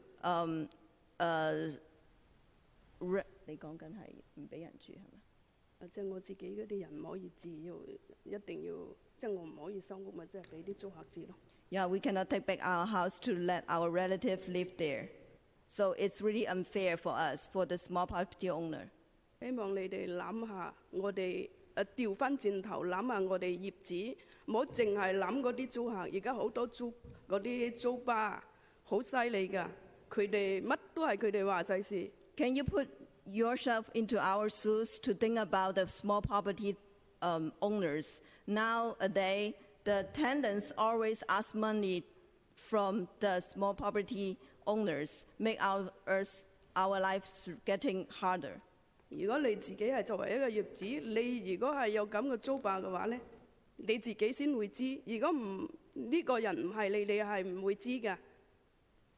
If you are the small property owner in San Francisco, you know how hard it is and how harmful for those bills. 多謝你哋收聽。Thank you. Thank you. Next speaker, please. Good afternoon, Supervisor. My name is Lisa, and I support Mark Farrell's version and to not try give tough time for all the small owner properties. I can give you my real situation. Right now, I and my family and my tenants live in the same single house. I only have one house in San Francisco, and because my family grow bigger, and then I asked my tenant to move out because my family's the needs. But my tenants asked me to give them $80,000 and plus the free rent to until December. They also claim that they are disabled. Ask me more money, but this is not true at all. My tenant all the time talk to me. San Francisco law only protect tenants. It's crazy to the landlords. And then they said that I have 3 attorneys. San Francisco only protect tenants. Why happened this situation? Is it a tough time for all the landlords, all the regulations? It put all the landlords into the jail. Could the government support the landlords, the children, to not let them become orphan or adopted child? If all the landlords put into the jail, what does that mean? Do you want more jail, more prisoners happen in the San Francisco? Please think about carefully. Do not put much tough time for the landlords. Thank you. Thank you. Next speaker.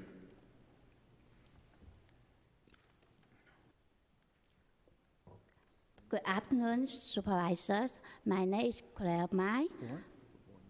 I'm opposed Supervisor Piskins version and suppose Supervisor Mark Farrell's version because the Piskins version is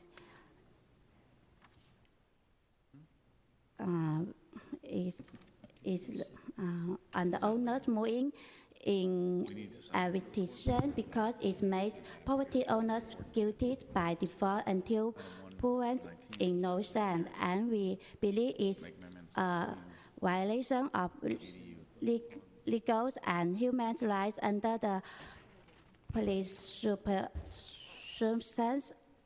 of innocence until proven guilty. It is the first ordinance of its kind to place criminal charge on private property rights. Thanks. Thank you. Next speaker. Hi, Supervisor. I want to add up something. I'm so sorry about that. I forgot thank you. to. I appreciate it, but you're only allowed to speak in public comment once. Thank you for your support. Next speaker, please. My name is Amy Pan. 我今日嚟呢，就係我係小業主，今日嚟呢，就係想反對嗰個私人業權罪犯化，傷害咁樣呢，就會傷害嗰啲無辜嘅業主嘅。我反對個 supervisor 佩斯金嘅版本，支持嗰個 Mark Farrell 嗰個版本。I'm the small property owners in San Francisco. I support the Farrell bills, and I opposite the Pakenham bills.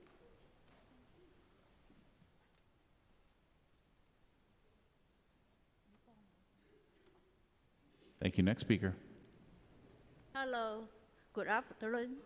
我係三藩市嘅小業主，我名叫 Nancy Wong。I'm the small property owner in San Francisco. My name is Nancy Wong. 我今日嚟想發表我哋小業主嘅意見。I want to express my ideas for representing the small property owners. 堅決反對金正賢同埋嗰個佩斯金嘅提案。I opposite the Pakenham bills.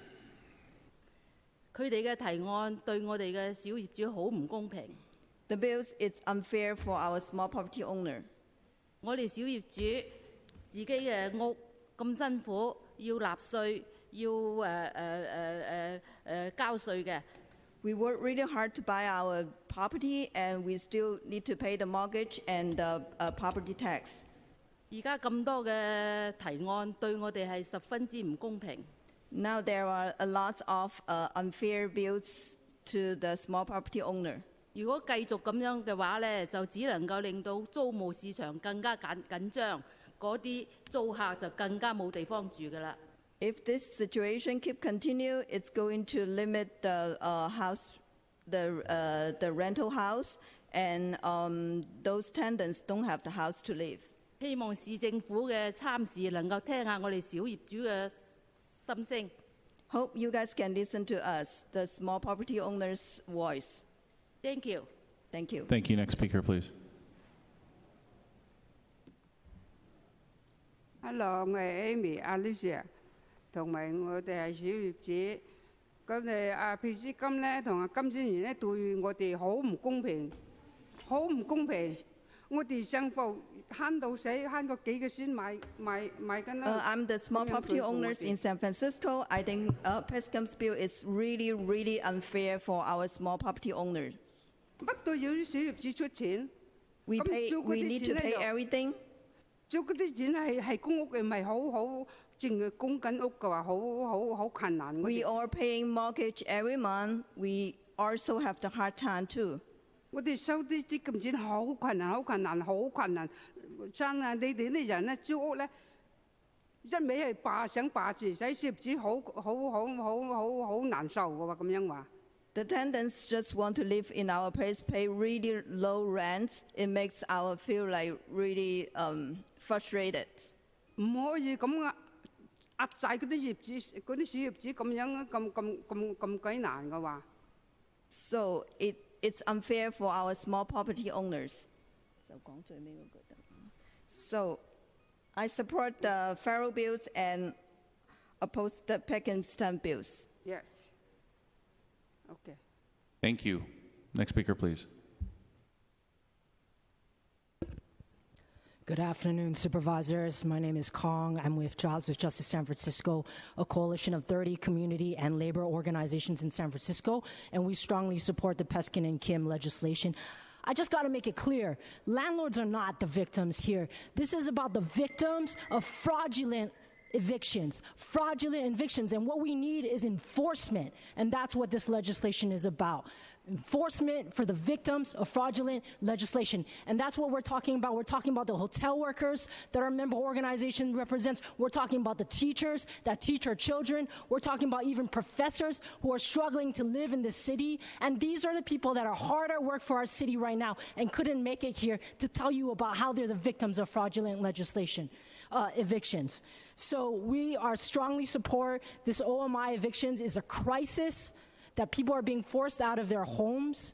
And as we struggle to build workforce housing, and I know you've done so much to fix this problem around workforce housing, we know at the same time we're losing workforce housing by these OMI evictions, 1 in 4 of which are fraudulent. And so we need the strongest enforcement possible. We support tenants' rights groups who are the ones working on the front lines of this eviction crisis and know the best ways and the best solutions, and that's why we strongly support Peskin's legislation. Thank you. Thank you. Next speaker.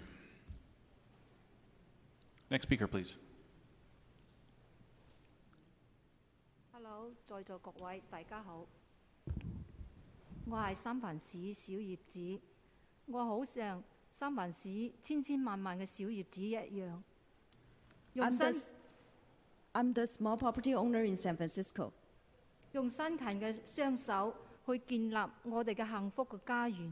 I work really hard to build up our family and buy a house. 現在金戰賢同佩斯金，佢想推翻我哋嘅幸福嘅家園。 So now Peskin's bill seems like destroy our lives. 我哋咁辛苦建造自己嘅幸福嘅家園，我哋公司教學我嘅小朋友而家畢業。 We work really hard to education our kids, and now they graduate.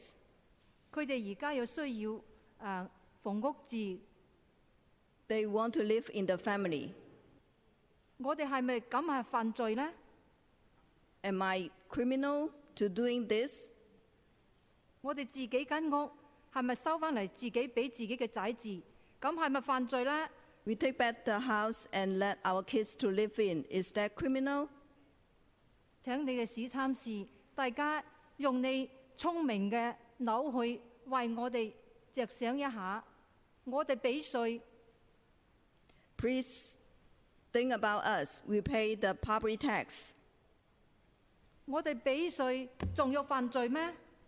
We pay property tax and we are criminal. Thank you. Thank you. Thank you. Next speaker, please. Good afternoon. My name is Sandy Su. I'm a small property owner. I have been a small property owner in San Francisco for more than 20, 30 years. I'm here, what I have gone through, no word can describe. I'm here to upset our supervisor, Paskin and King's OMI. You know, I think all of us, we should honor the rental agreement or a contract, avoid not necessary, create not necessary for other people's life. Just like if you have a car and you want to buy another car for your children, and everything under your name, you pay insurance, you pay the registration later, and someone saw, you didn't drive this car, I should drive this, I should sit here. One of my co-workers lives in Sacramento. Every day she commute 2.5 hours to work. There's many places you can live, not necessarily insist to take over someone's things. And please consider honor the rental agreement and contract. Thank you. Thank you. Next speaker, please. Hi, good afternoon. My name is Ivy. 我係反對佩斯金嘅提案。I oppose Peskin's bill. 我係贊成麥榮輝嘅提案。I support Farrell's bill. 希望能夠保護我哋啲小業主。 I hope the bill can protect our small property owners.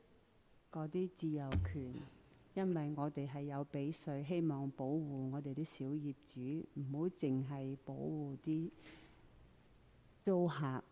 希望你哋各位諗下。I hope the bill can protect our small property owners and protect our freedoms. Okay, thank you. Thank you. Next speaker, please. My name is Miao Wu. 我支持麥飛明嘅提案，反對佩斯金嘅提案。I support the Farrell's bill. I opposite Peskin's bill. Thank you very much. Next speaker, please. Good afternoon, Supervisor. I'm James Young. I'm resident of San Francisco. I support Mark Farrell's and against Paskin version. I think you guys work hard every day and try to keep balance. But I think landlords still work hard for their American dreams, and they pay property tax. They are not criminal. I think you should think about all of this. Thank you. Thank you very much. Next speaker, please. Good afternoon. My name is Cynthia. I'm here with the Housing Rights Committee of San Francisco. Today, I'd like to say that at the West Side Tenant Convention last month, we actually asked our audience of about 75 folks to raise their hand if they've experienced an owner move-in themselves or if they know someone who have experienced one, and every single person raised their hand.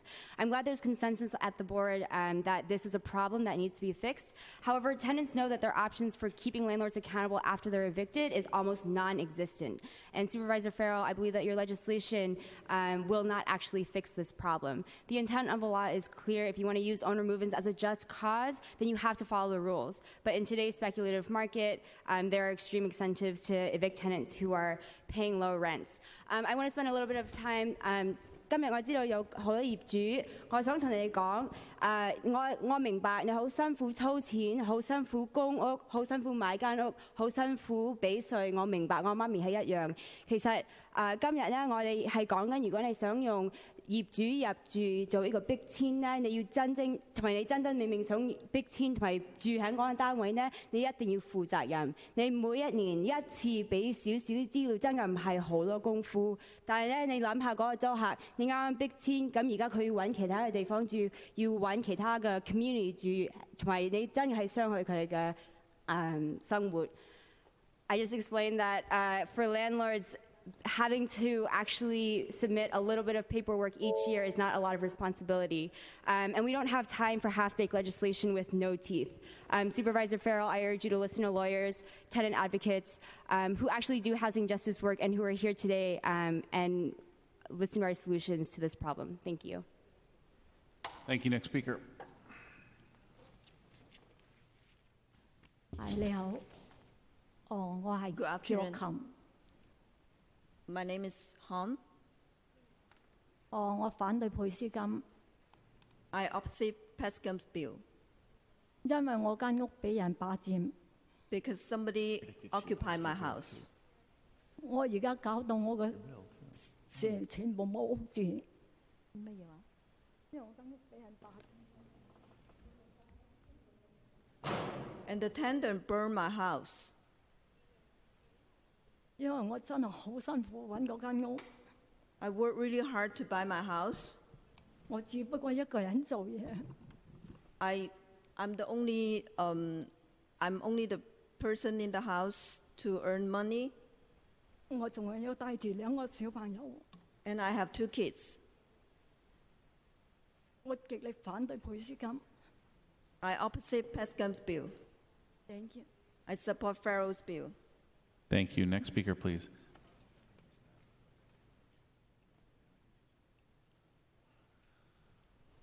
Hello, my name is Annie Chu. I'm a small property owner. I support Supervisor Farrell's vision. I strongly opposite Supervisor Perkins' vision. Thank you. Thank you. Next speaker, please.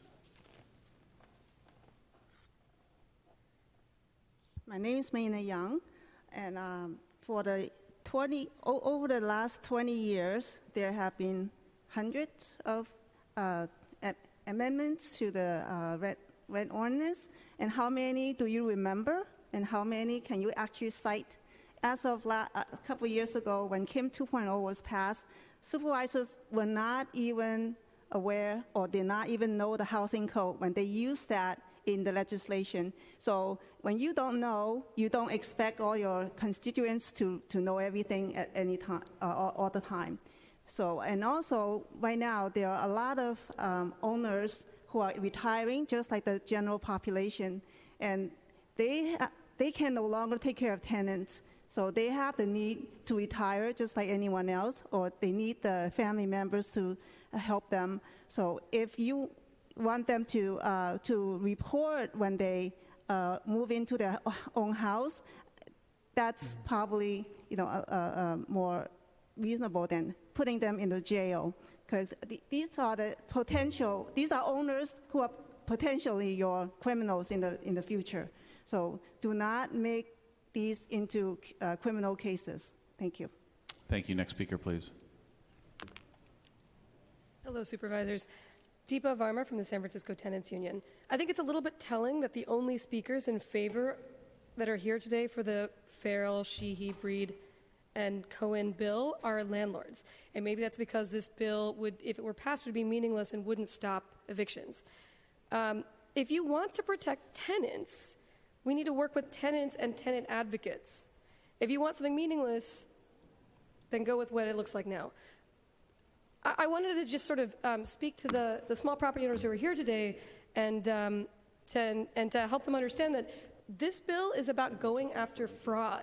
It's about stopping lies. It's about stopping unfair evictions. It's not about when people legitimately move into the unit that they bought, or then they want to legitimately move their relatives in. This law shouldn't affect them then. It's only for fraud. We're trying to stop fraudulent evictions of our communities.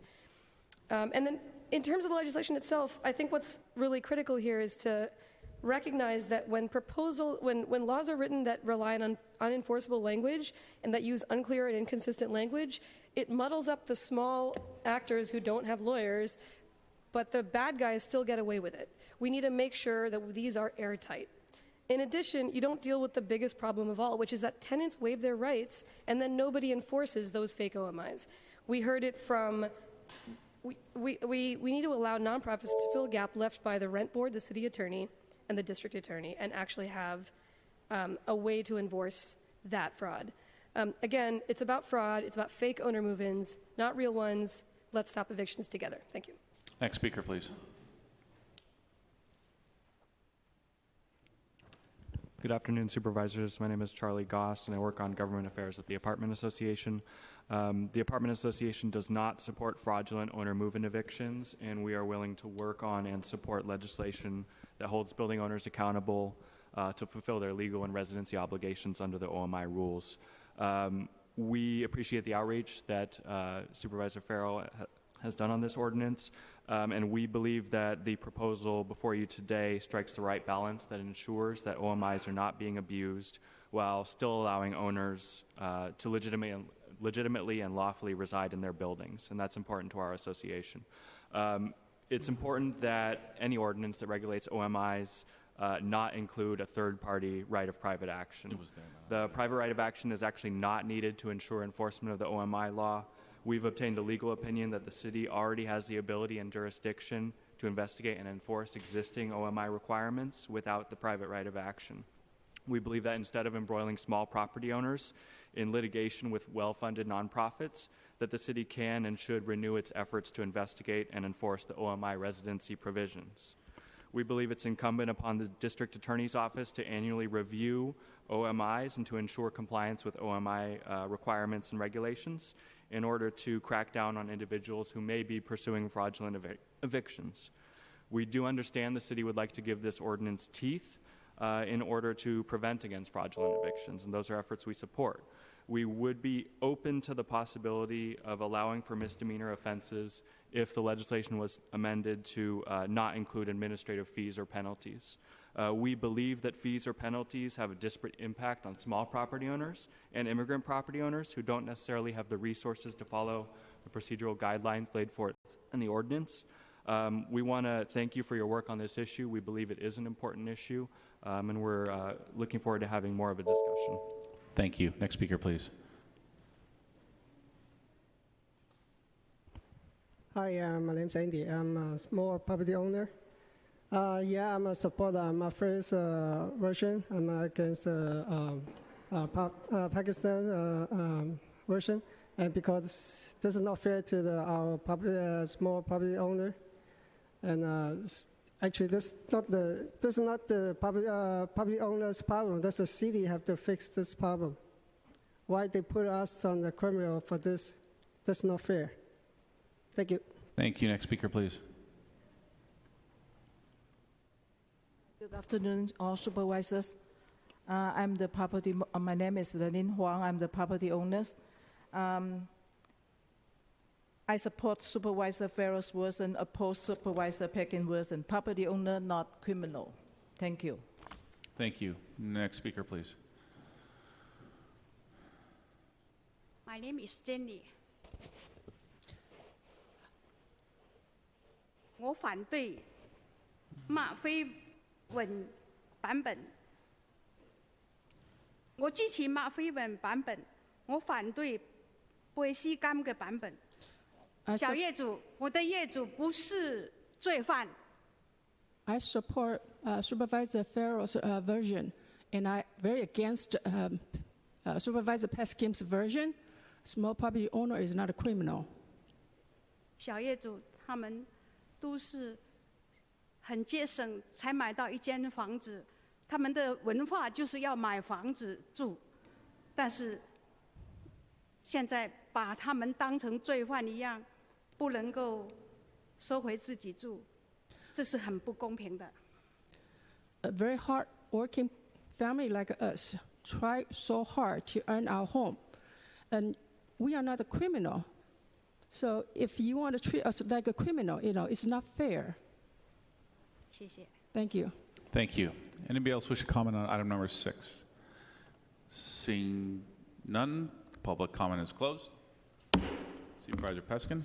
Thank you, Mr. Chairman, and thank you for agreeing to continue this item for 2 weeks to the 26th of June.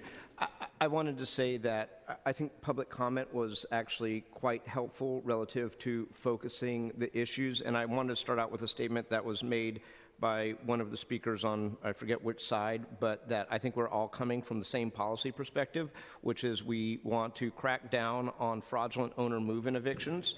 And I believe we all share that. I think the part of that is going to rest on what the proper enforcement mechanisms are, and I look forward to working with my committee members as well as opponents and proponents of the 2 pieces of legislation to see if we can get that right. As to the discussion, and I say this as a small property owner myself who has a number of rental units in San Francisco, that the vast majority of landlords in San Francisco are in the rental business and are not crooks. The previous legislation, the legislation that we are amending in this, whichever piece of legislation or combined piece of legislation that goes forward, has always had a criminal provision. I think we heard about that in the testimony and public statements from the district attorney's office. Having said that, I want to correct a misperception, which is that the substitute of the whole that I introduced last Tuesday actually does not create new criminal provisions, but I think we will have very robust discussions in and around the need for a private right of action, and I don't want to put words in Deputy City Attorney Givner's mouth, but I believe it's something that our City Attorney, Mr. Herrera, who generally has not liked PRAs, can live with. But I think enforceability is the key to this, but I think we're all coming from the same place. We'd like to crack down on fraudulent OMIs, and I say to many of the members of the public who testified here today, if you're not doing anything wrong, you've got nothing to worry about. Thank you, Supervisor Peskin. Again, to share in some of the same sentiment, I do believe that this ordinance strongly protects those that are being, truly the victims of fraudulent OMI evictions. And I want to thank my colleagues, my co-sponsors, the members, and the organizations that I've worked with on this ordinance. A few comments first before I get to the meat here.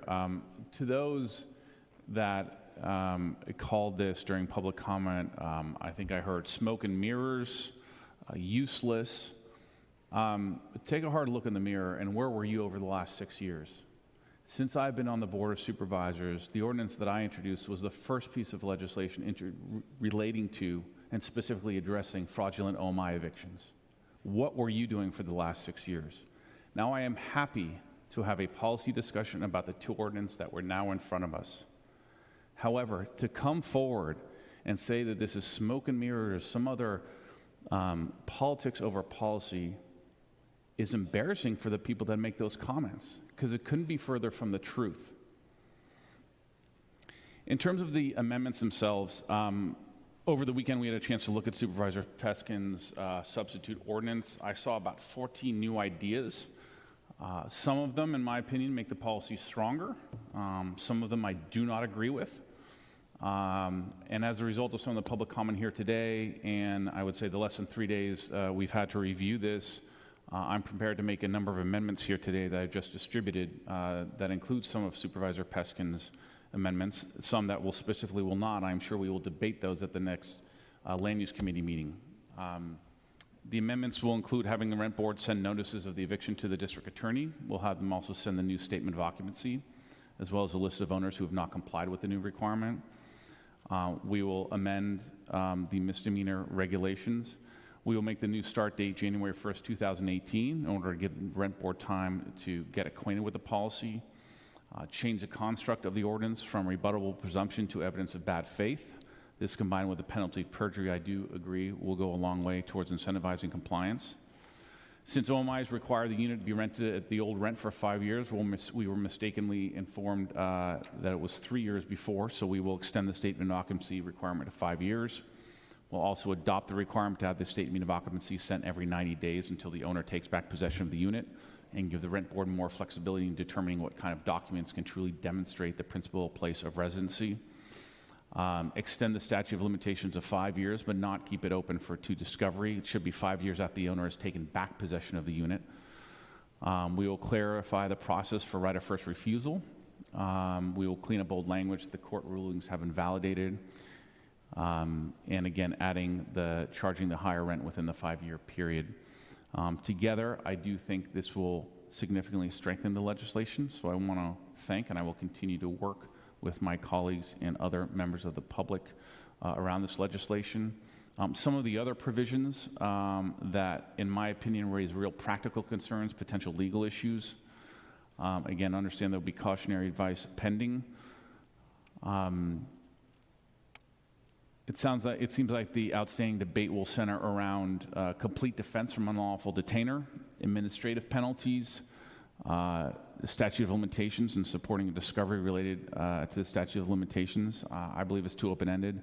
Invalidating buyouts, and of course, a private right of action. I look forward to having that discussion 2 weeks from now. Happy to continue to work with my colleagues to support this legislation. And again, pleased that we will be able to have a wholesome conversation here and take out the politics that outside organizations have inserted into this process and really focus on the policy for once. So with that, colleagues. Mr. Chairman, if I may, in the spirit of this iterative, ongoing, evolving process, move your amendments. Thank you for them, and say we are getting there, and I look forward to having this conversation in 2 weeks. So I'd like to move the amendments and continue the item to the 26th of June. Thank you very much. Supervisor Peskin has made a motion. We can take that then without objection.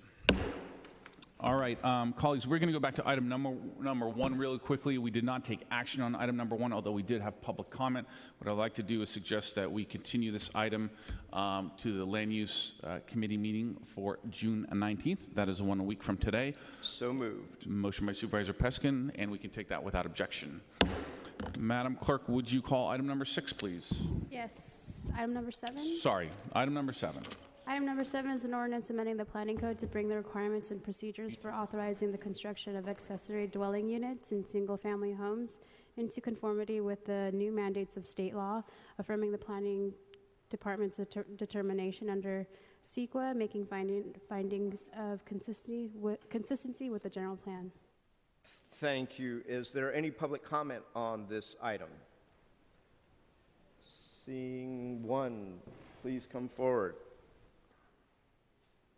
And while you are coming forward, as a sponsor of this item, I want to put in a plug for our accessory dwelling unit fair 2 weeks from today on the 26th of June at the Jewish Community Center of San Francisco, where we'll have experts from planning and the Department of Building Inspection. So anybody who is interested in building an ADU, please come down at 6 p.m., Kimia, is that right?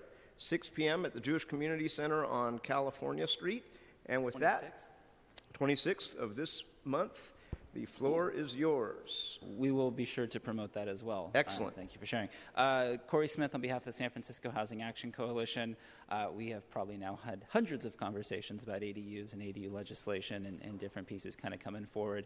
I guess with everything that has been flying around, both with the state law and making sure that we're compliant with the state law, we kind of have a number of goals that we want to make sure we're achieving. Number one, we want to be able to turn large numbers of ADUs onto the market so people have the opportunity to live there. We want to make it economically feasible for residents, both from an individual affording standpoint, a financing perspective, to actually be able to build it. We want people to be able to have some level of control over what happens on their own property, especially if we're dealing within current zoning limits and the envelope itself. So as this continues to evolve, we want to continue working with all stakeholders to try to have homes built for people. At the end of the day, that is one of the points of the Land Use Committee, and we certainly encourage playing nice in order to get things done. Thank you. Thank you, Corey. Next speaker, please.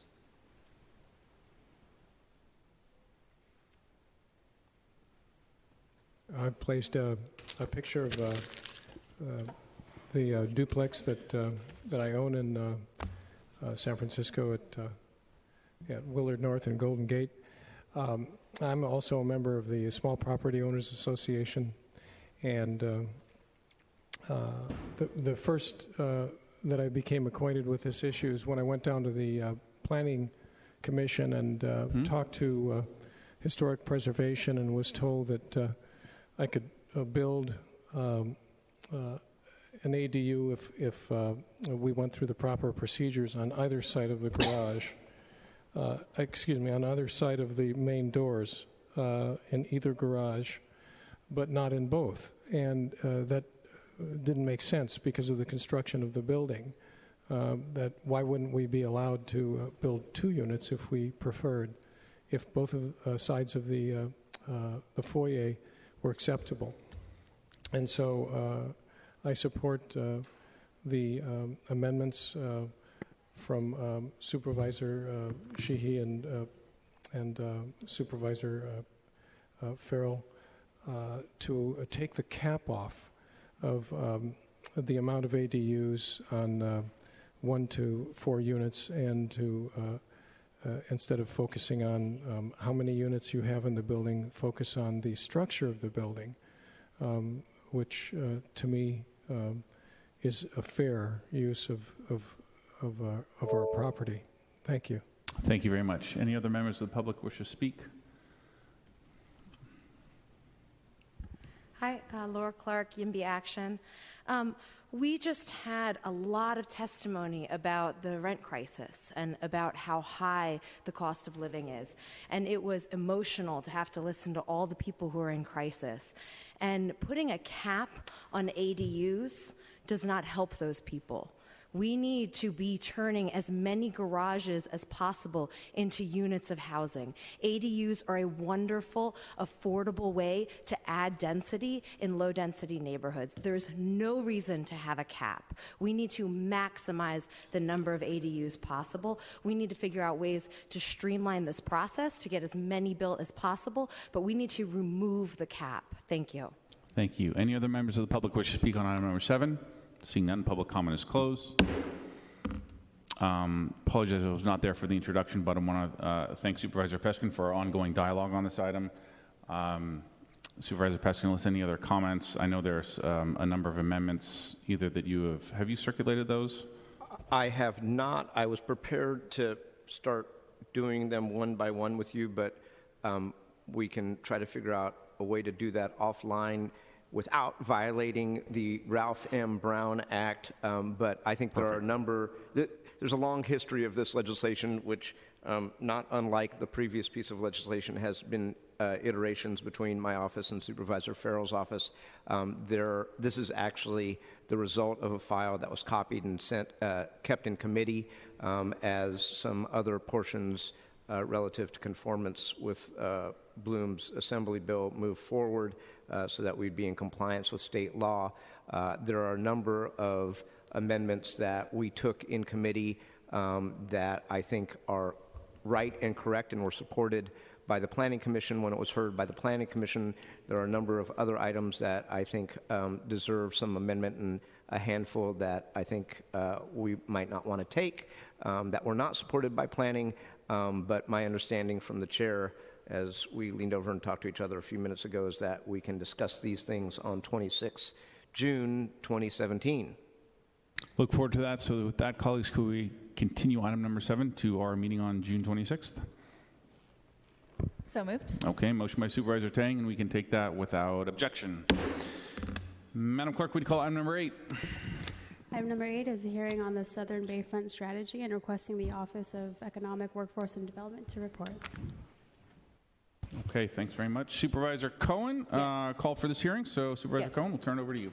Thank you very much. All right, colleagues, I know it's been a long day. We are going to get through this. This is the last item. This is for item 8. Thanks for hanging through this hearing. I am called this hearing to receive an update on our city's Southern Bayfront Bayfront strategy. The Southern Bayfront is a collection of dynamic and growing neighborhoods, many vibrant communities strung along together along the Bayfront. It's large, it's multifaceted waterfront. With already 36,000 people living nearby, and we are expecting approximately 2,300 people who are working nearby to also engage. We know the city's southern waterfront will be transformed over the next decades with several large developments, projects geared to come before us for the approval process, through the approval process in the next couple of years. Pier 70 is going to be coming to us first out of the gate later on this year. Actually this summer, if I'm not mistaken. We know these projects will bring many investments to the city, including transportation, open space, affordable housing, but how can we ensure that all these investments are being looked at collectively and cohesively? Well, that's what the Southern Bayfront Strategy aims to do. That's what we are going to hear today. The strategy brings all of our city partners to the table, including OEWD, MTA, Rec and Park, Planning Port, and OCII. It presents and coordinates a negotiation framework that will leverage these investments to provide as much value as possible to our residents in the neighborhoods and, of course, in the overall city. So today's presentation will provide the latest update on the Southern Bayfront strategy and have a preview of what we can expect from the Pier 70 proposal in context of this entire strategy. So with that, I'd like to bring up Ken Rich, who will kick off the presentation by providing a little bit of background and context. Thank you, Mr. Rich. Thank you. Good afternoon, supervisors. I'll try to go through this as quickly as I can. Thanks for allowing us this time to update you on the Southern Bayfront negotiation framework. We initiated this effort more than a year ago in response to the fact that there were a number of significant mixed-use, large development proposals occurring along the city's southeastern waterfront. These proposals require a negotiated approach due to their size and complexity, and we want to coordinate this to make sure we get a good result. We're going to outline the overall strategy and then do a little bit on Pier 70 itself. We are working with our city family partners, which include Planning, Rec Park, Port, and MTA, and there are reps of those agencies here today. We could think about, if you take a look at the slide, San Francisco's waterfront in maybe 4 different portions. The first 2, moving clockwise in red and green, are mainly federal or Rec Park controlled, and they're not going to see a lot of change. The third in blue is the classic San Francisco waterfront. You think of when someone uses the word waterfront with the ferry building and really the northern waterfront. And we expect that to see only a little bit of change over the years. The last in the yellow is what we are calling the Southern Bayfront, and is where we are going to see the most change, where some, but not all, of these former heavy industrial areas are going to transition to other uses. These areas, I want to note, that touch the water were not rezoned as part of the Eastern Neighborhoods rezoning, and they largely remain in old-style industrial zoning. Zooming in, we want to just make the point here that we start from the important premise and reminder that, in fact, many people already live and work nearby. We always need to keep this in mind as we plan for change here. The orange boxes on the left of this slide indicate major already approved or proposed projects along the southern bayfront. The stats on the right show the significance of this new development in terms of housing and affordable housing, space for new jobs, and new open space. It's a very significant amount of new development. I also want to point out there's smaller projects pending in these areas that are of smaller scale but cumulatively significant. We are also taking this into account.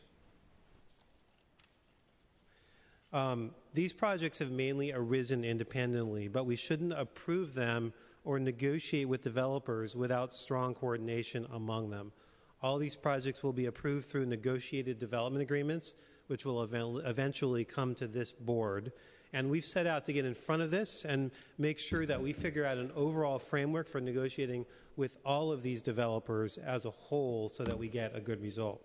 The fact that all these projects are being done through a negotiated process means that we have a much richer and more flexible set of tools to garner the right community benefits. We can ask for more, be more specific, and have stronger follow-up and enforcement tools. Several of these projects, if you look at this little timeline of approvals, are already approved, but there's 5 major ones still to be approved, and these are the ones that we are focusing on and that will eventually come before this committee and then the full board.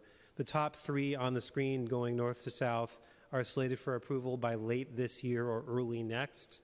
The remaining 2 will take a bit longer. In terms of outreach, you see a list of city commissions that we've already gone to. We've been making the rounds and making sure that the commissions of all of our major agencies are being kept informed. We've also gone to see a lot of community groups. You see the list here on the slide. These presentations, I want to note, were in addition to the project-specific outreach done by many of the developers of these projects. Forest City particularly has done an incredible ton of outreach over the last few years. This is all on top of that outreach. And then we are trying to track and respond to key feedback that we've heard. I won't go over all of these bullets, but these are basically our attempt to summarize the major feedback we've heard from the commissions and the community groups. And so, as I mentioned earlier, we have developed a unified negotiation framework to ensure equitable growth that is beneficial to the surrounding neighborhoods and the city as a whole.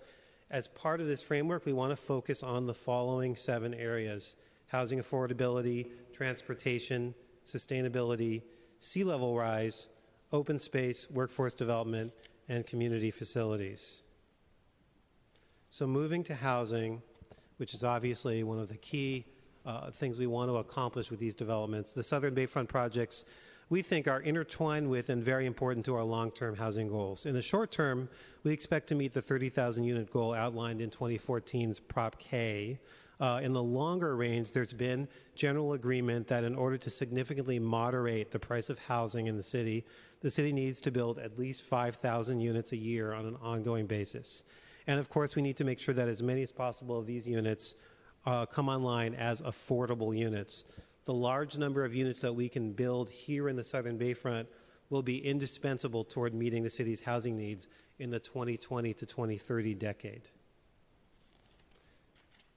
Still on housing, we are aiming for an average of 33% affordability throughout all of these Southern Bayfront development projects. We would like to focus on moderate and middle income units as well as educator housing. And we will be following the city's neighborhood preference legislation where we are permitted and the HUD Willie B. Kennedy decision where we need to. We will be asking our developer partners to employ a robust marketing plan to ensure local residents are aware of these opportunities. So to go over transportation, which is obviously another critical topic, I'm going to ask Carly Payne from MTA to take over this part of the presentation. Good afternoon, supervisors. Carly Payne from SFMTA. The Southern Bayfront projects will be the beneficiaries of a number of long-planned transportation projects that are now on the verge of delivery. The Central Subway completion with the associated increase in T3rd frequency, a rapid bus on 16th Street, bike share expansion, the extension or the electrification of Caltrain, and several others. And so these investments will be in place when the majority of this development comes online. And the transportation options along the Southern Bayfront will be radically different than what residents and workers experience now. And then we have another set of investments that should be coming along online along with these new units and workplaces. And these include the Geneva Harney Bus Rapid Transit, 16th Street Ferry Landing, and the Caltrain extension. And so this is really the network we need to support the growth that we're looking at. The Southern Bayfront projects will be asked to complement this network and add to the robustness in four really important ways. The first is through site design. We want to make sure that as these projects are designing their sites, that they're really designing to support use of transit, walking and bicycling through their streetscape and land use programming, things like ensuring that the densest uses are closest to transit. We want to make sure that they are creating walkable spaces that not only within the site, but also that connect to the surrounding neighborhoods to create access and knit together neighborhoods. And we want to see them build their Bay Trail segments as they cross through the sites. The second area is transportation demand management. And so to remind you what this term means, this is referring to on-site amenities and incentives and programs to help support users of the site make as many trips as possible by walking, biking, taking transit, and other sustainable modes, both to support those modes, but also to reduce congestion from these sites to the surrounding areas. And so each of these projects will have performance targets to meet. And what I mean by that is, for instance, a reduced number of vehicle trips associated with the site compared to what one otherwise might expect. And then the transportation demand management plans and programs will be designed to achieve or exceed those targets. And we'll be monitoring the performance of those plans over time, allowing for flexibility so that if the targets aren't being met, there can be adjustments to meet the targets, or if there are new opportunities and needs to incorporate those as well. But really ensuring that that performance commitment is achieved. The third area is transportation mitigations. Every project will go through environmental review, including looking at many different considerations, including transportation. And when we look at transportation and environmental review, we're looking at things like impact of the project on transit delay and transit capacity, on pedestrian safety, on loading, and a number of other factors. And so the mitigations, if impacts are found, the projects will need to mitigate those impacts. And mitigations are measures such as purchasing additional buses if there are transit capacity impacts, or installing signalizing intersections if there are pedestrian safety concerns, but they can range. And beyond the specific mitigations associated with environmental review, every project is going to be expected and will pay their transportation sustainability fee. This is a fee that, as you may recall, the Board of Supervisors put into law in November 2015 that calls on new development to do its part to accommodate growth by investing in transit and safer streets. And the fees from these projects will really be focused on expanding the robustness of the system that we're putting in place. And we're really looking at three ways to do this. One is enhancing transit reliability, building on that network I described before to reduce delays on the T3rd, increase capacity on the T3rd and on critical bus lines, to fill gaps in our safe walking and biking network, and also to contribute to the next generation of transportation needs. Beyond that network we already have, for instance, helping to contribute to water transportation systems. And so as we're negotiating the transportation component, we're not doing so in a vacuum. We are keeping in mind the other growth that is happening in this area, from infill development along the waterfront to UCSF's major projects. And so the way that we're doing this is, for instance, complementing the set of investments we're looking at for the transportation funds from these projects with the asks that we're making of UCSF, making sure that the investments in the Southern Bayfront are supporting the neighborhoods, but are also supporting larger system needs and making sure that the transportation programs of these sites are really connecting with and supporting the surrounding growth. So with that, I'm going to hand it over to Phil Ginsburg from Rec Park to talk about open space. Thanks.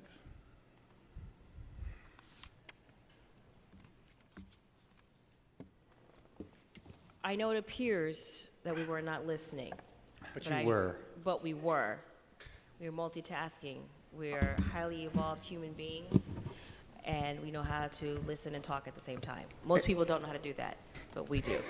And if I may, through the chair to Supervisor Cohen, I am maniacally fixated on this, and particularly on this segment of the presentation. Uh-oh. No, I say that in my capacity as a member of the Bay Conservation and Development Commission and the San Francisco Bay Restoration Authority. Okay, let's go. I understand. Thank you, supervisors. I will try to be brief. This has been a seminal moment for us as a city with respect to coordinated open space planning, and I actually am very grateful to the Mayor's Office of Economic and Workforce Development and all of our sister agency partners in really trying to think holistically about the open space opportunities here. Clearly, open space is a big piece of this and is the thing that obviously, you know, for me, from my vantage point, is so exciting. 520 acres of new open space along the southern waterfront. Obviously, our largest projects are at Candlestick and the Shipyard, but there is a great network, and I will talk about India Basin at the end. We've begun and hope to continue to engage in coordinated planning for all of the open space that's coming online. We will want basic neighborhood-serving amenities in all of these projects, but we also want to be thoughtful to ensure that we don't end up with duplicative program. We don't want 12 new basketball courts and no new playgrounds or dog parks or community gardens. We also want to make sure that we're taking advantage of opportunities of size and scale, and that we're making sure that sites large enough to host activities which require larger amounts of open space, including sports fields, we're planning that out. The city continues to lack athletic fields, and there are some opportunities, particularly at the Shipyard, to add to our citywide inventory. We do need to take into account that some of these open spaces will have restrictions placed upon them through the public trust, and some will not, and respond accordingly. Though it's inevitable that these different open spaces will be under different ownership and management structures, we need to ensure that users are not inconvenienced or confused by this. And we're, Rec and Park is going to hopefully play a leadership role in providing guidance and support on how best to provide a cohesive open space network, and that we ensure that design and operations make these spaces welcoming to everyone, and not just residents of the development themselves. India Basin for us is the project that has the most amount of excitement and potential. We love all of the opportunities here. India Basin is the last 1.7 miles of direct waterfront open space. 5 different property owners, the port, currently PG&E, Rec and Park. The developer Build has a piece of this space, and then OCII and Lennar. And for us, this is a moment to do something on this side of town that has been previously done at Crissy Field, that has been done on the East Coast through Brooklyn Bridge Park, and that is build a legacy park project for the next generation of San Franciscans to enjoy. Thank you. And I know I just want to thank Mr. Ginsburg and Supervisor Cohen, familiar with all the park projects that are going on. I know 900 News came through when we did Francisco, and it's incredibly exciting. I don't know that the entire city is aware of what's about to happen down there, so thank you guys. I know the Southern Bayfront is about to just blow up. Blow up in a good way. In the only best possible way, you're right. So I will clean up and finish this framework presentation. Going to sea level rise, which is obviously an area of concern, it's often asked whether we should be developing along the waterfront given the inevitability of sea level rise. In fact, we think these developments present a unique opportunity to help protect this part of the city from sea level rise in two ways. One, the projects themselves can be built from scratch high enough to withstand likely 2,100 sea levels and coastal storm surges. But also, and this is something we've been quite excited about thinking through and developing, we're negotiating with each developer a public finance mechanism, probably a Mello-Roos district or something similar, that will provide funding and will kick in the out years, 20 or 30 years from now, to help us start to pay for adaptation in between these projects where the city is responsible for protecting the shoreline. So we're very excited about that as well. Looking at sustainability, this is kind of a complicated one, so I'll keep it high level. We've been working with each of the developers as well as our own consultants and the PUC to understand and agree upon a set of strategies to develop centralized infrastructure which is more efficient, reduces carbon emissions, and promotes adaptable habitat along the shoreline. Going to workforce development, we'll continue the strong workforce programs that we're used to seeing related to construction of the projects, but we would like to expand these efforts also to on-site employment and long-term jobs.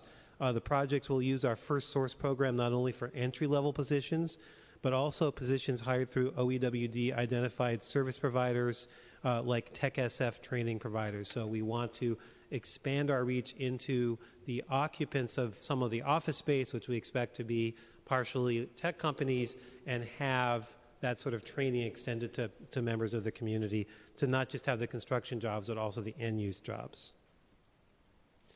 And lastly, but not least, we want to make sure that we've covered the need for things like child care centers, fire and police stations, schools, libraries, grocery stores, and health centers.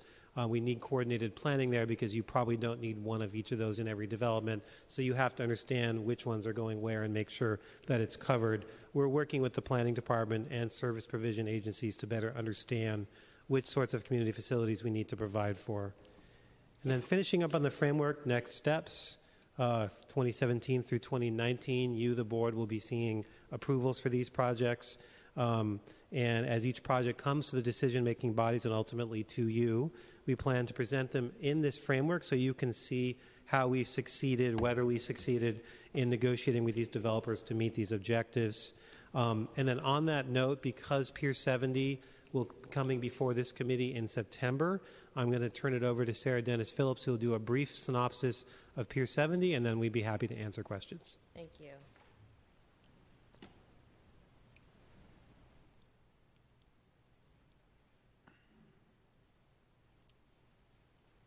Good afternoon, supervisors. One moment while I lit this up. Apologies.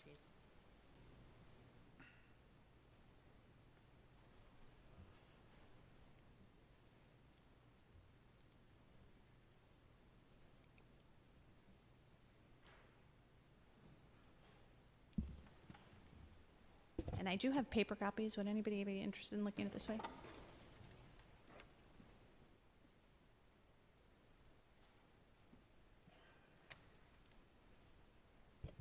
So again, thanks for giving us your time today. Sarah Dennis Phillips with the Office of Economic Workforce Development. Not only am I joined by my colleagues within the city, but we also have our partners from the Forest City Development Group, who are the developers of Pier 70 here as well. We figured we'd take the opportunity today to just show you in real time, after you hear the big picture of what the Southern Bayfront is trying to do, show you in real time how this applies to an actual project, a project that you guys will be seeing before this committee very shortly, and give you as much information as we could quickly today.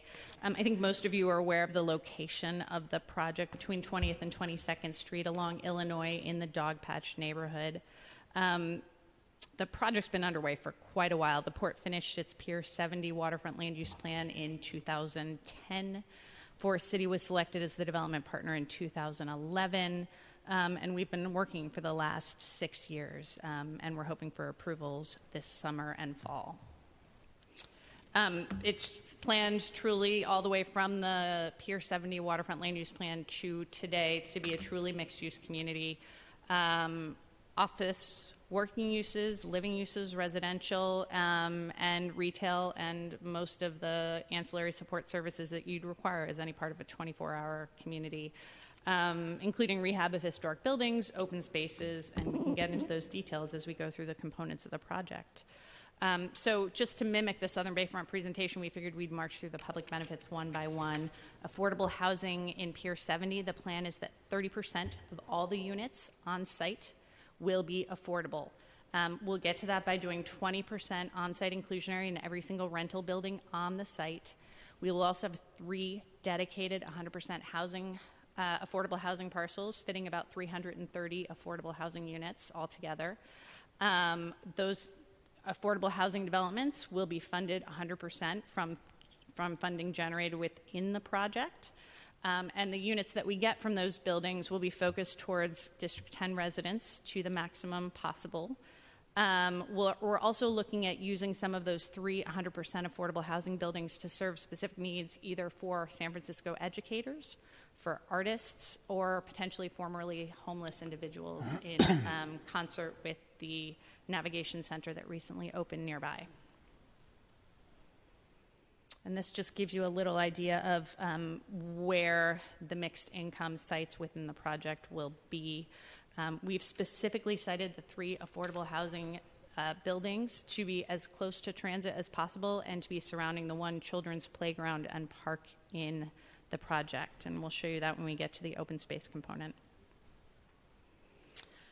Transportation, like all of our development agreement projects and all the projects in the Southern Bayfront, we're aiming for a really robust TDM plan. We're aiming for a 20% reduction in auto-oriented project trips. We'll do that through a Transit Pass subsidy program, a shuttle service, 1 or more new bike share stations, and the typical amenities that you'll find throughout a project. We're also working to fund transportation projects in the neighborhood. I think many of you are aware that transportation is a big need of this community. It's something we've been promising since before the Eastern neighborhoods. It's something the community is still asking for. We've been working with MTA to develop a pretty robust expenditure plan, not just from this project, but also from the Mission Rock project, as those 2 projects will be approved this year. We hope to build on that expenditure plan with future projects like India Basin and the Potrero Power Plant site.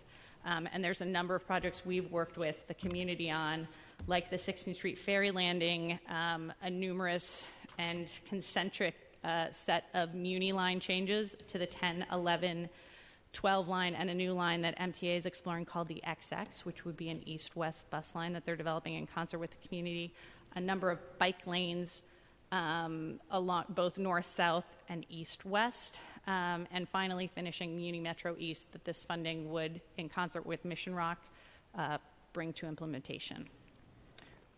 So if the chair will indulge me, Ms. Dennis Phillips, I mean, all of these things sound so great, and having gone through the Eastern Neighborhoods process with your colleague or boss, Mr. Rich, we start out at the beginning and we say there's going to be all of these incredible funding streams, but along the way, transportation gets cut a little bit and parks get cut a little bit.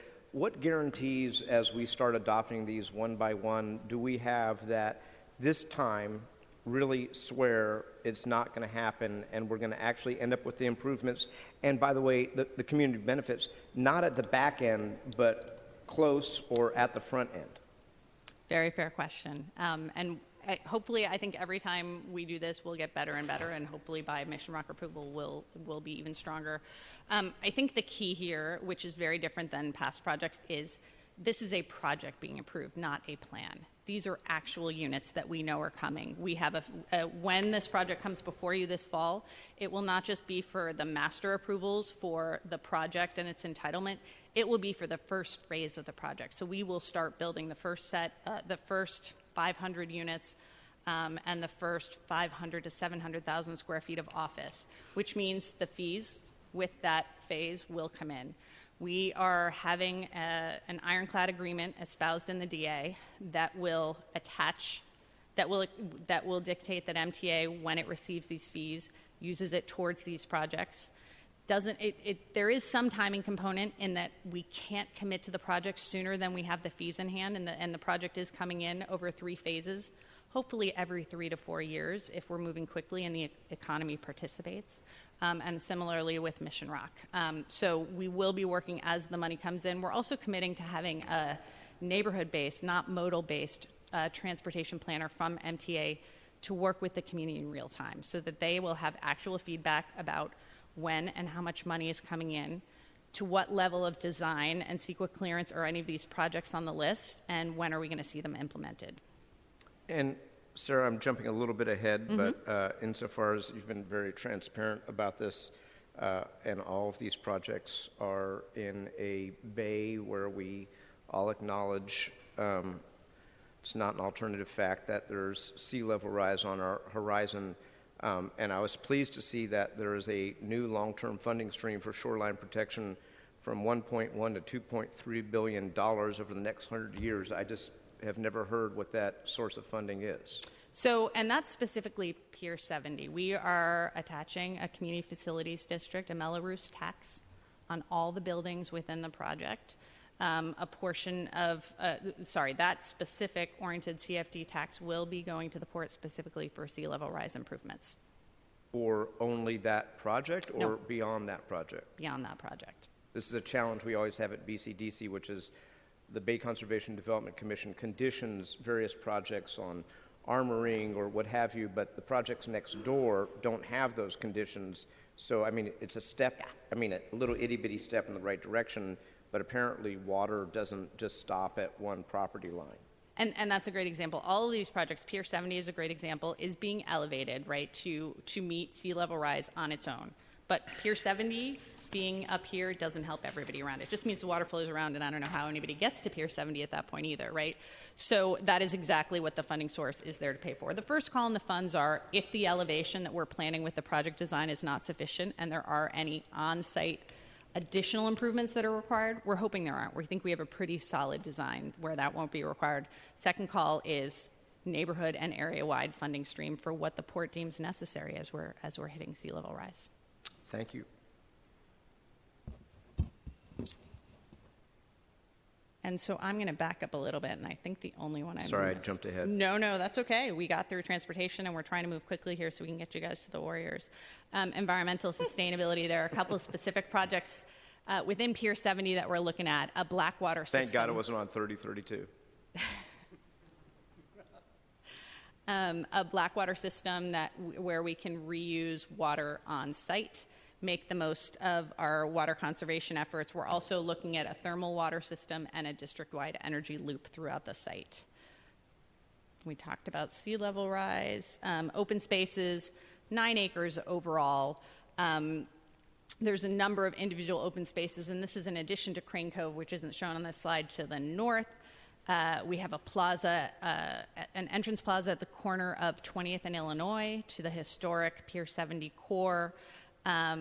Closer to Illinois Street is where we are preserving the Irish Hill remnant and incorporating almost a 1-acre children's playground.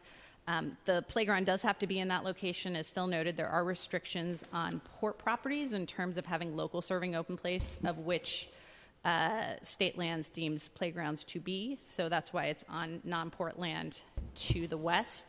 A number of waterfront parks all along the coastal line of this project, and then a Slipways Common Park inserting itself to the west from the waterfront, where all of our activities, arts uses, retail will line. Workforce development, a huge component of this project, and very important for all of our Southern Bayfront projects. Overall, we're looking at 10,000 permanent jobs, 11,000 construction jobs. It will be 30% local hire. We're working on an LBE participation requirement in the high teens, where we can work specifically with disadvantaged communities and the southeastern neighborhoods to make sure we're working with those local businesses. We're going to place our first source agreement not only on retail and security, as we typically do, but on our technology and office positions that come out of the 1 to 2 million square feet of office that is going to be generated by this project. And we're working with our folks in the Tech SF program within OEWD to really figure out how do we not just train workers in tech, but place them directly in the office developments of this and other projects.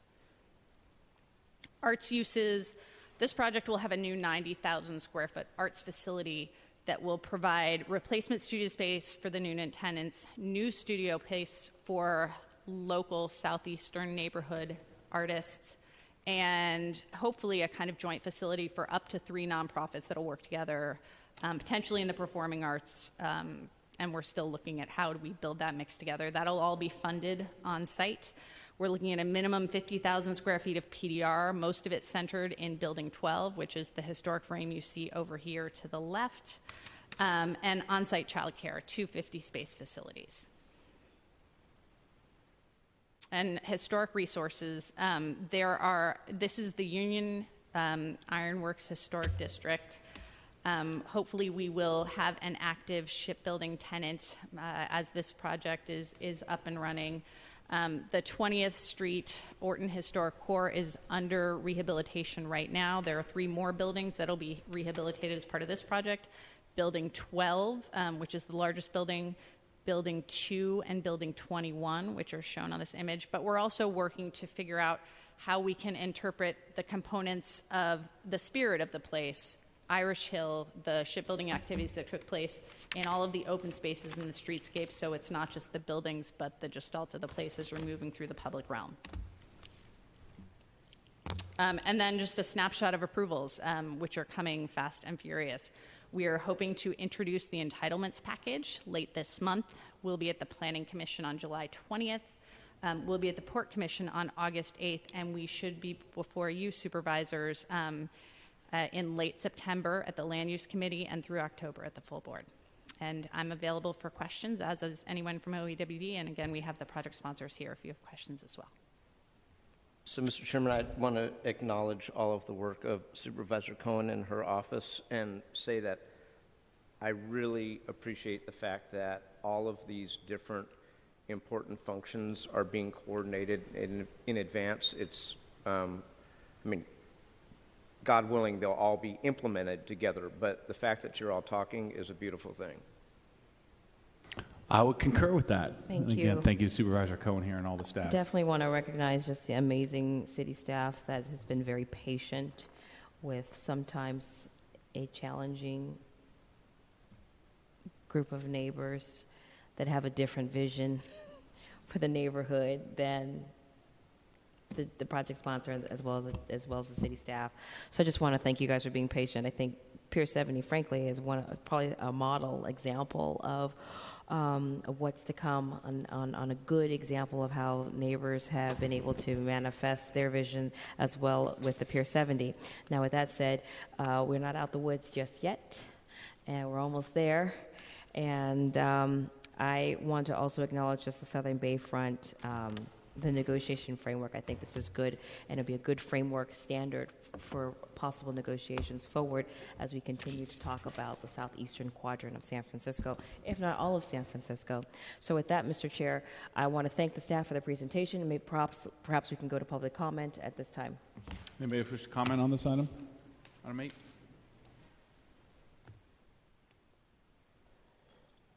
Hi, Laura Clark.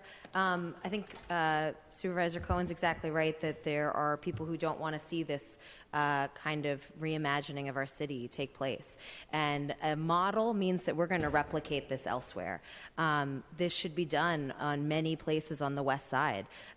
We have allowed certain communities shoulder the entire burden of our housing needs, and we need to bring that to other communities. This is a great example of reimagining what's possible in a place and welcoming lots of new people, as well as serving the needs of an existing community. And this should be copy-pasted in many places across the city. Thank you.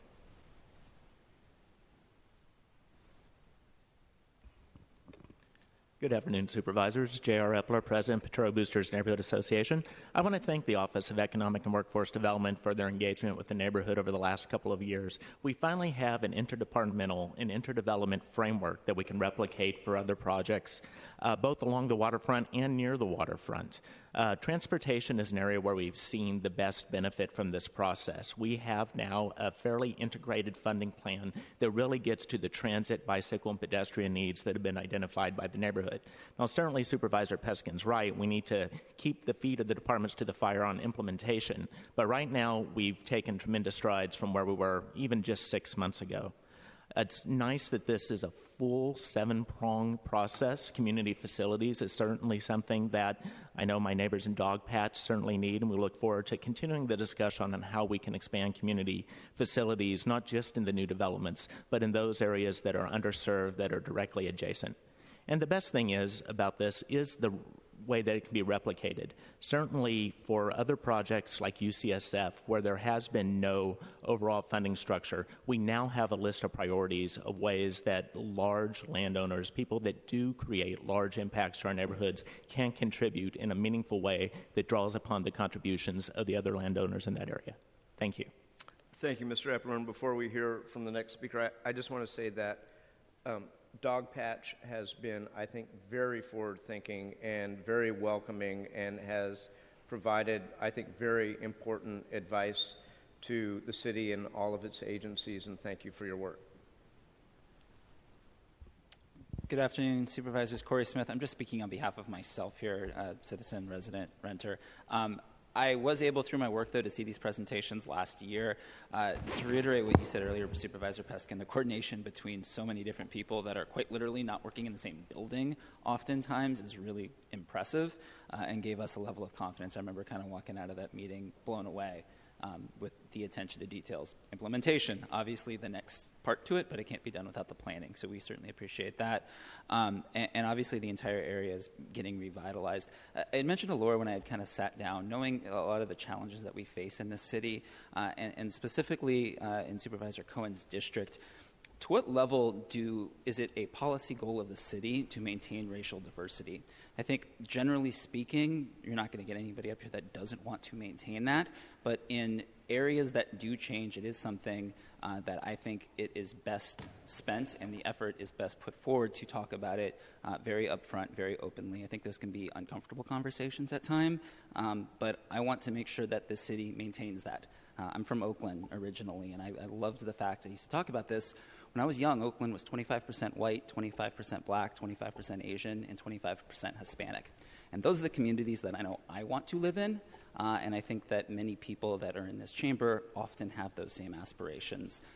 So not to put another task on the great work that's been done, but how can we make sure that we're maintaining those conversations to make sure we do maintain the diversity as these projects grow, I think is critical as a citizen. Thank you. Thank you for your comments. Are there any other members of the public here for public comment? Seeing none, public comment is closed. Supervisor Cohen. Thank you, everyone that's come out and participated in the hearing. I appreciate the public comment particularly. I'd like to make a motion that we have file this hearing as heard. So without objection, we will file this, but we have many individual projects that will be coming before us, and this will be in front of BCDC and the San Francisco Bay Restoration Authority and other bodies. And with that, we will file this item, and we are adjourned. Thank you.